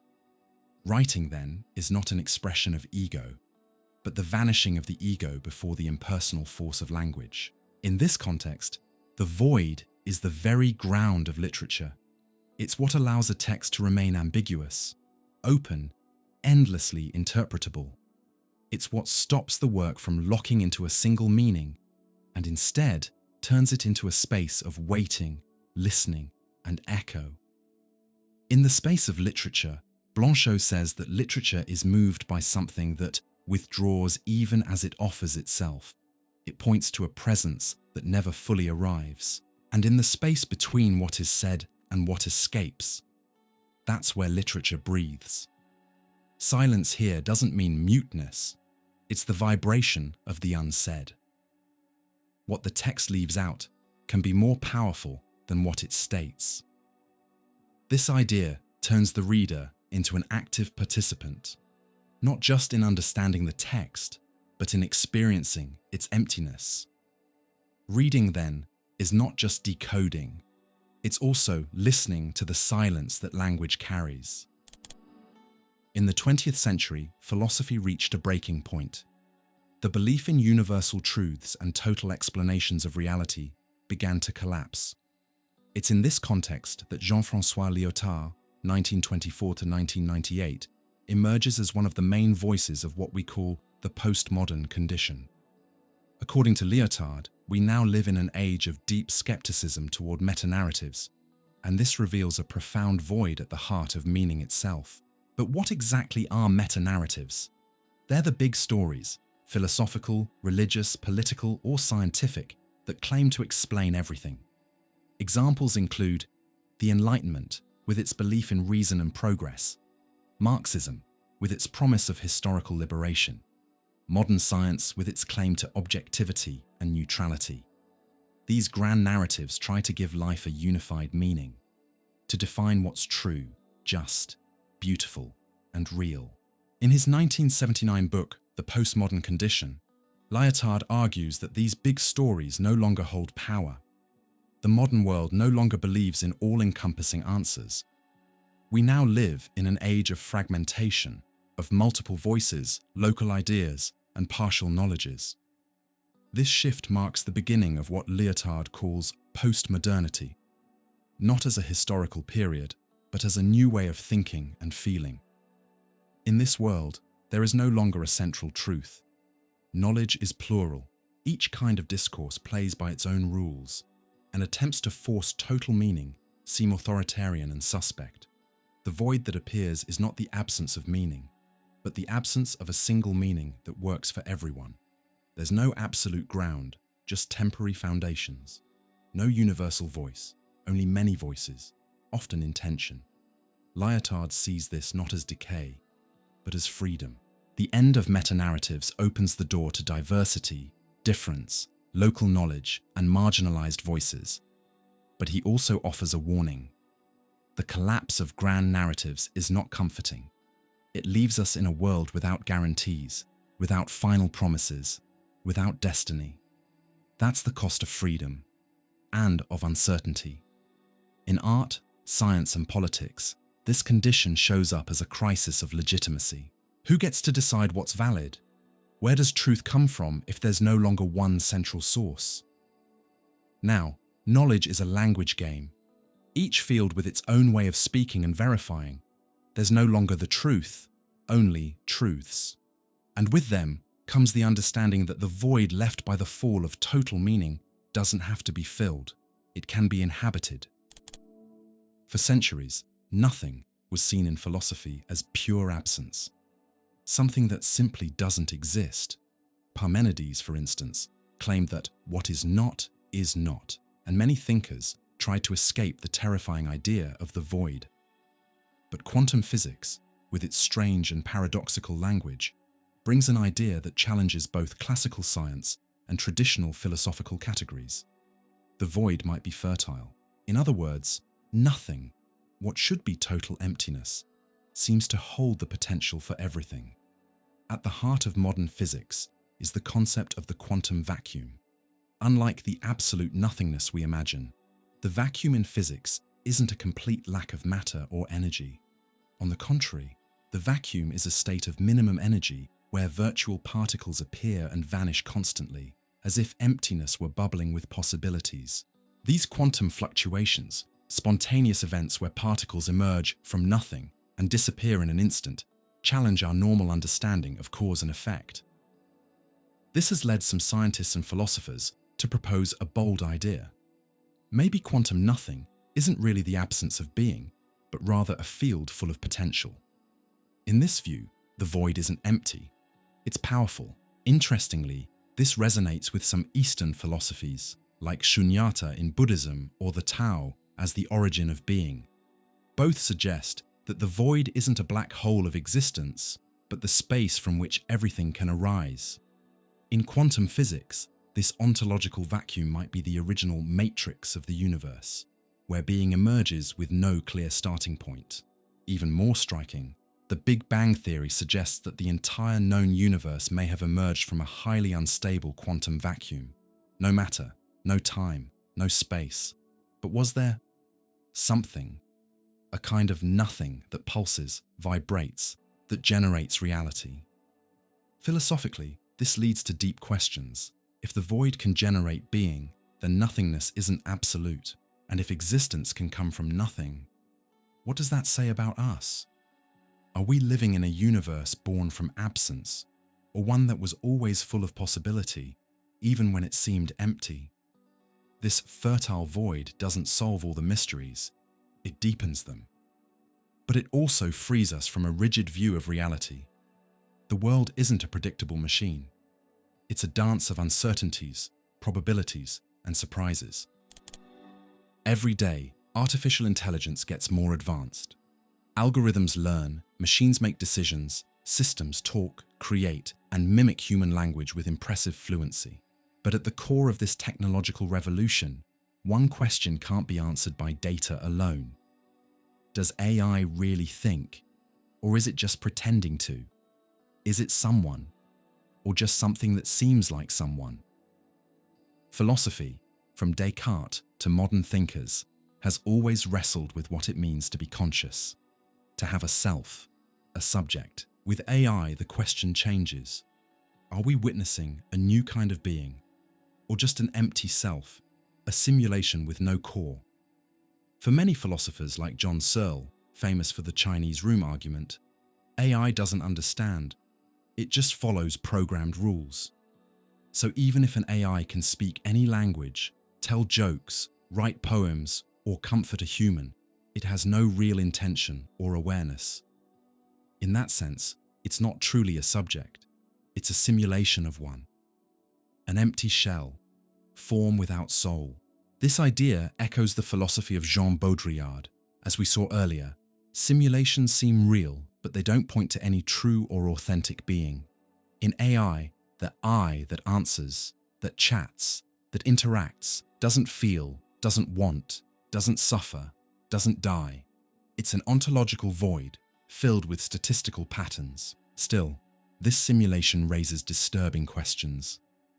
If a system acts like a person, responds like a person, and affects us like a person, should we treat it like one? The line between being and appearing to be, between having an inner self and just functioning well, is getting harder to define. Even more unsettling, AI forces us to question our own subjectivity. Aren't we, in some ways, also programmed by language, culture, biology? Philosophers like Lacan and Foucault have long argued that the human self is partly a construction, shaped by systems, by discourse. So if AI is an empty self, what does that say about us? Maybe the machine's emptiness is a mirror of our own, but there's one key difference. We know we're going to die. Humans are, as Heidegger said, beings toward death, and that awareness gives our existence depth AI, no matter how advanced, doesn't fear the end, doesn't love, doesn't feel absurdity. It performs, but it doesn't live.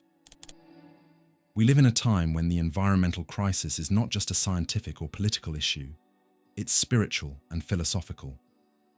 The destruction of the planet, the endless exploitation of nature, and the collapse of ecosystems are forcing us to rethink who we are in the world. That's where the transformative idea of deep ecology, developed by Norwegian philosopher Arne Naess, comes in. Its core message is simple but radical. The ecological crisis is a result of an ego-centered worldview, and it will only be overcome when the self dissolves into something greater. Unlike shallow ecology, which focuses mainly on preserving natural resources for human use, deep ecology calls for a shift in our entire perspective, from a subject that dominates nature to a subject that is part of it, from a separate, rational, consumer-driven ego to a consciousness that recognizes its interconnection with all that exists. This leads us to the key concept for today: the empty ego. The self we think we are, fixed, autonomous, individual, is, according to deep ecology, an illusion.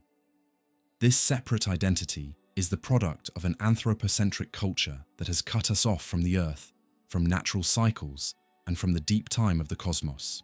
Naess suggests expanding the idea of the self beyond skin, body, and mind toward what he calls the ecological self. In this new way of being, we no longer see ourselves as just another thing in the world. We are a living moment of the greater whole.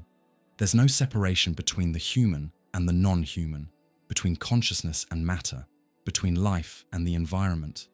This dissolution of the ego isn't a negative emptiness, it's a cosmic opening. It's the letting go of the illusion of control and ownership, and the realization that we are earth, air, water, and fire.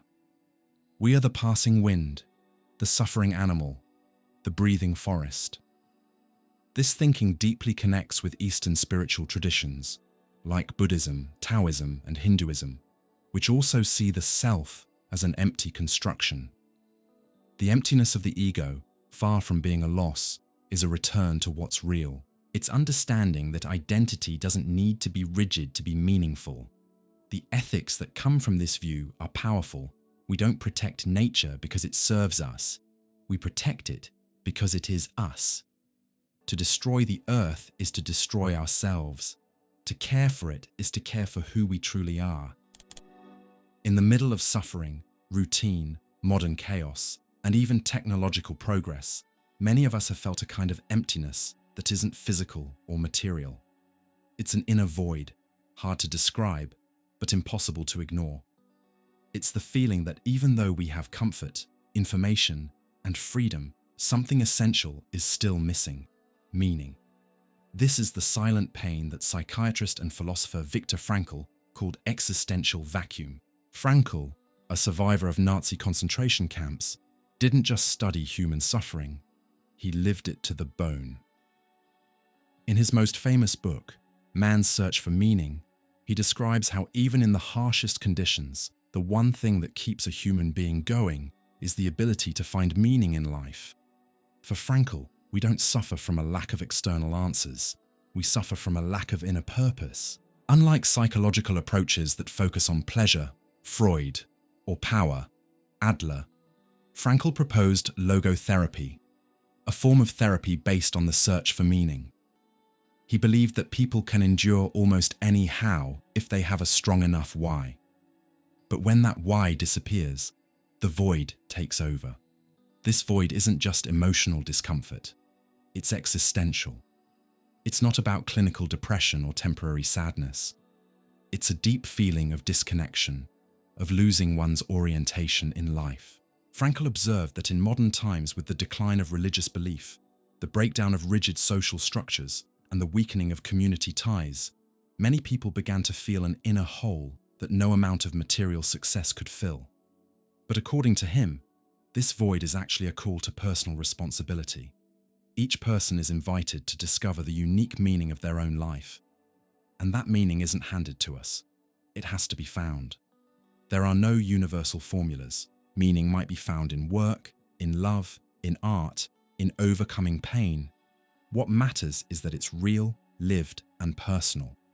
Frankl didn't promise a life without pain, but he insisted that even in pain, we still have a choice, and in that choice lies our deepest freedom.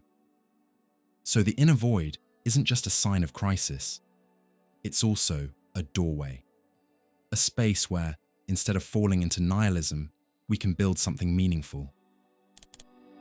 There's no human experience more certain, and yet more avoided, than death. It's been with us since the dawn of consciousness, always on the horizon. And still, we live as if it won't happen to us. But in philosophy, death isn't some tragic accident that comes at the end of life. It's what gives life its very shape. Death is the final void, something we can never truly grasp, never experience directly, yet we know it's coming. In Western philosophy, going all the way back to Socrates, death has been seen as a moment of revelation. In his Apology, Socrates said, "Death may be the greatest blessing for a human being." Why? Because facing death forces us to look inward. It pushes us to separate what truly matters from what is just noise. But it's in existentialist philosophy, especially with thinkers like Martin Heidegger, that death becomes the core of how we think about being. In Being and Time, Heidegger says that the human being is, at its core, a being toward death. In other words, death isn't just something that happens in the future. It's a silent presence that shapes our entire existence. While we're alive, we can never really see our own death. We only witness the deaths of others. Our own death is a boundary we can never cross. And that's exactly why it becomes the ultimate void. There's no direct experience of death, only the anticipation of it. And in that anticipation, we're challenged. What will you do with the time you have, knowing it will end? Death exposes the raw truth of our limited time. Nothing is guaranteed. No success lasts forever. This can bring fear, anxiety, even despair. But it can also lead to the deepest kind of authenticity. To live with the awareness of death is to live more fully, more honestly. It means no more delaying, no more pretending, no more hiding behind illusions. As the poet Rainer Maria Rilke put it, death is the side of life that is not turned toward us. But when we acknowledge it, all of life becomes more meaningful. In many spiritual traditions, from Buddhism to Stoicism, contemplating death is seen as a path to wisdom, not to deny life, but to love it more clearly. This final void doesn't need to be feared. It can be embraced as part of the mystery of being. In contemporary art, not everything needs to be said. Sometimes, silence says more. An absent object, a nearly empty canvas, a minimal gesture, can speak louder than 1,000 images. This is where the concept of negative space comes in, an aesthetic approach that turns emptiness into expressive power. But what exactly is negative space? Traditionally, it refers to the empty areas in a visual composition, the parts that aren't the subject itself, but the space around it. In classical painting, this space was just background, but in modern and contemporary art, it takes center stage. The void is no longer absence, it becomes meaning. Artists like Lucio Fontana, who sliced into blank canvases, or Yves Klein, who painted with just one intense shade of blue, weren't just making simple pieces. They were opening up visual fractures, gaps that disturb the viewer. They make you ask, what's missing here? Why does this emptiness make me uncomfortable? In this way, the void isn't silent. It's a voice rejecting excess.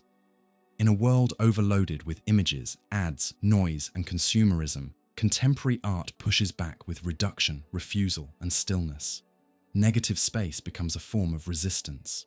Politically, this void can be even more provocative. Installations like Maya Lin's Vietnam Veterans Memorial or minimalist works by Donald Judd don't hand you answers. They offer space for memory, for thought, for feeling. And in doing so, they challenge the viewer. It's your responsibility to complete what's not there. This emptiness also protests against the logic of productivity and spectacle.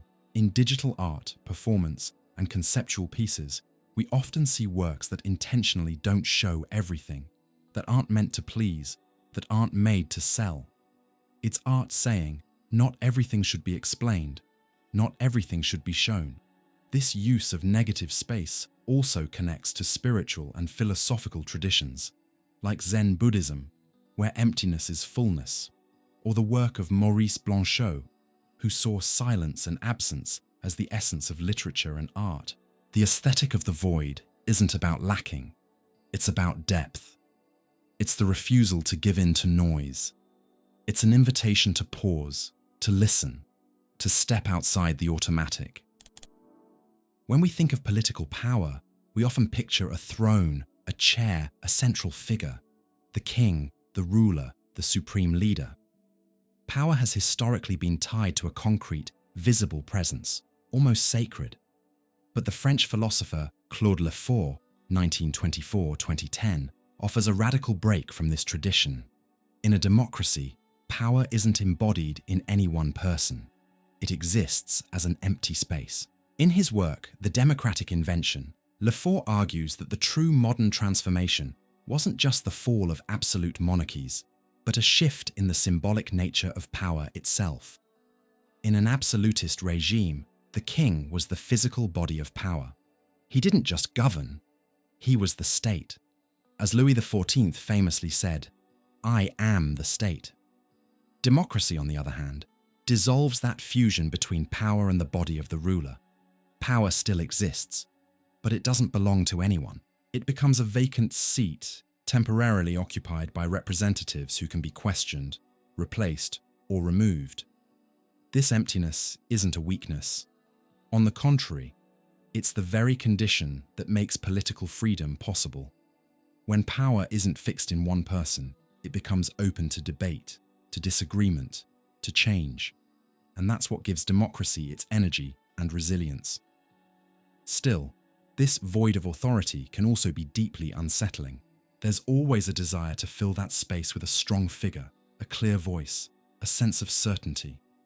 That's why Lefort warns, democracy's greatest danger is the longing to restore a lost unity. That longing can lead to populism, authoritarianism, and the denial of pluralism. To Lefort, democracy is the regime of institutionalized uncertainty. There is no final political truth. There is no fixed identity of the people. The people are always a diverse and shifting collective, and politics is the space where that diversity plays out. The void of power, then, is both an opening and a responsibility. An opening to the new, to dissent, to the unpredictable. A responsibility, because with no external guarantees, it's up to us, the citizens, to keep democracy alive. We live surrounded by screens, constantly connected, immersed in a non-stop stream of images, sounds, and notifications. Digital technology has radically changed how we relate to time, our bodies, each other, and most importantly, how we experience life itself. But by becoming so connected online, are we drifting further from real experience? Is technology, while giving us everything, also taking something away? This is a central question in contemporary thought, especially when we look at human experience through a philosophical lens. Technology isn't neutral. It shapes how we live, feel, and perceive the world. And that's where the real concern begins. Is technology filling a gap or creating one? Take social media, for example. It promises connection, but often leaves us more isolated. It promises self-expression, but pushes us toward a filtered, algorithm-driven version of ourselves. What looks like a life full of stimulation might actually be a life stripped of depth, with no presence, no silence, no physicality. South Korean philosopher Byung-Chul Han, in books like The Burnout Society and In the Swarm, warns about this shift. He says we live in an age of hypercommunication. Everything is visible, shareable, fast, but none of it brings us closer to meaning or reality. This flood of information, paradoxically, creates a poverty of experience. We skim the surface, trapped in images and immediacy, losing touch with slowness, with waiting, with depth. In this world, the virtual becomes more than a tool. It becomes a way of life. Experiences don't even need to happen anymore. They just need to look real. They just need to be performed. And in that sense, technology doesn't just replace the real, it reshapes it. It creates a world where physical presence is optional, where the body fades away, where pain, doubt, and imperfection are softened by digital filters and curated realities. But what's the cost of all this? The cost is the void of experience, a void that isn't about lack of content, but lack of authentic living. Real connection with the world, with others, with our own inner life, gets replaced by simulations, algorithms, and instant reactions. Not all emptiness is existential. Sometimes, nothingness shows up in a simple question. How can we talk about something that doesn't exist? That question led philosophers like Bertrand Russell, 1872–1970, one of the founders of analytical philosophy, to explore the limits of language and logic and how they deal with things that aren't real. The most famous case, a strange character, the bald King of France. Here's the puzzle. Imagine the sentence, "The King of France is bald." Sounds simple. But who exactly is the King of France? France hasn't had a king since the 19th century. So, who is this sentence talking about? If there's no such king, are we saying something about nothing? Russell used this example in his famous essay on denoting, 1905, to show a classic problem in the philosophy of language. How can we refer to things that don't exist without falling into contradiction? Because when we say, "The King of France is bald," it sounds like we're assuming he exists, just to describe him. But if he doesn't exist, how can we say anything about him? Russell proposed a clever logical solution, known as the theory of descriptions. He said that sentences like this shouldn't be taken literally, but broken down logically into three parts. There is an entity that is the King of France. There is only one such entity. That entity is bald. If any of these three statements is false, and in this case the first one already is, then the whole sentence is false. In other words, we're not talking about a real person, but forming a logical structure that, when broken down, shows its falsehood. This way, Russell showed that nothing can be dealt with logically, without needing mystical explanations or falling into paradoxes. It's a way to talk about what is not, without pretending that it somehow exists.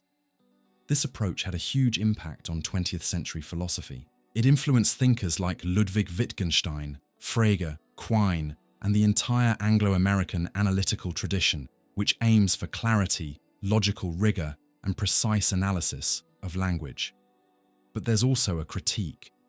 By dealing with nothingness through logic, analytical philosophy avoids the existential depth of the void. Unlike Heidegger or Sartre, who see nothing as an ontological abyss, Russell sees it as a linguistic mistake. When everything falls apart, our beliefs, our values, our institutions, what's left of ethics? This isn't just a philosophical question. It's existential. It's literary. And that's where writers like Franz Kafka, Samuel Beckett, and J.M. Coetzee create a kind of ethics of the void, a space where meaning disappears, rules collapse, and humans stand face to face with absurdity. These authors don't offer answers. They show us the abyss. Kafka, in works like The Trial and in The Penal Colony, shows us opaque, bureaucratic worlds where logic exists only to crush the individual. In The Trial, Joseph K. is arrested without knowing why, judged without understanding the rules, and sentenced without explanation. Justice, in that universe, is an empty system, relentless but meaningless. In this setting, ethics isn't about clear principles or universal laws. It's revealed in how a person responds when there's no meaning left. The courage to keep going, even when nothing makes sense. The dignity of staying human in a world that strips away humanity. Beckett goes even further, especially in Waiting for Godot, where two characters, Vladimir and Estragon, wait for someone who never shows up. They talk, they repeat themselves, but nothing changes. Life becomes an empty ritual, motion without purpose, existence without meaning.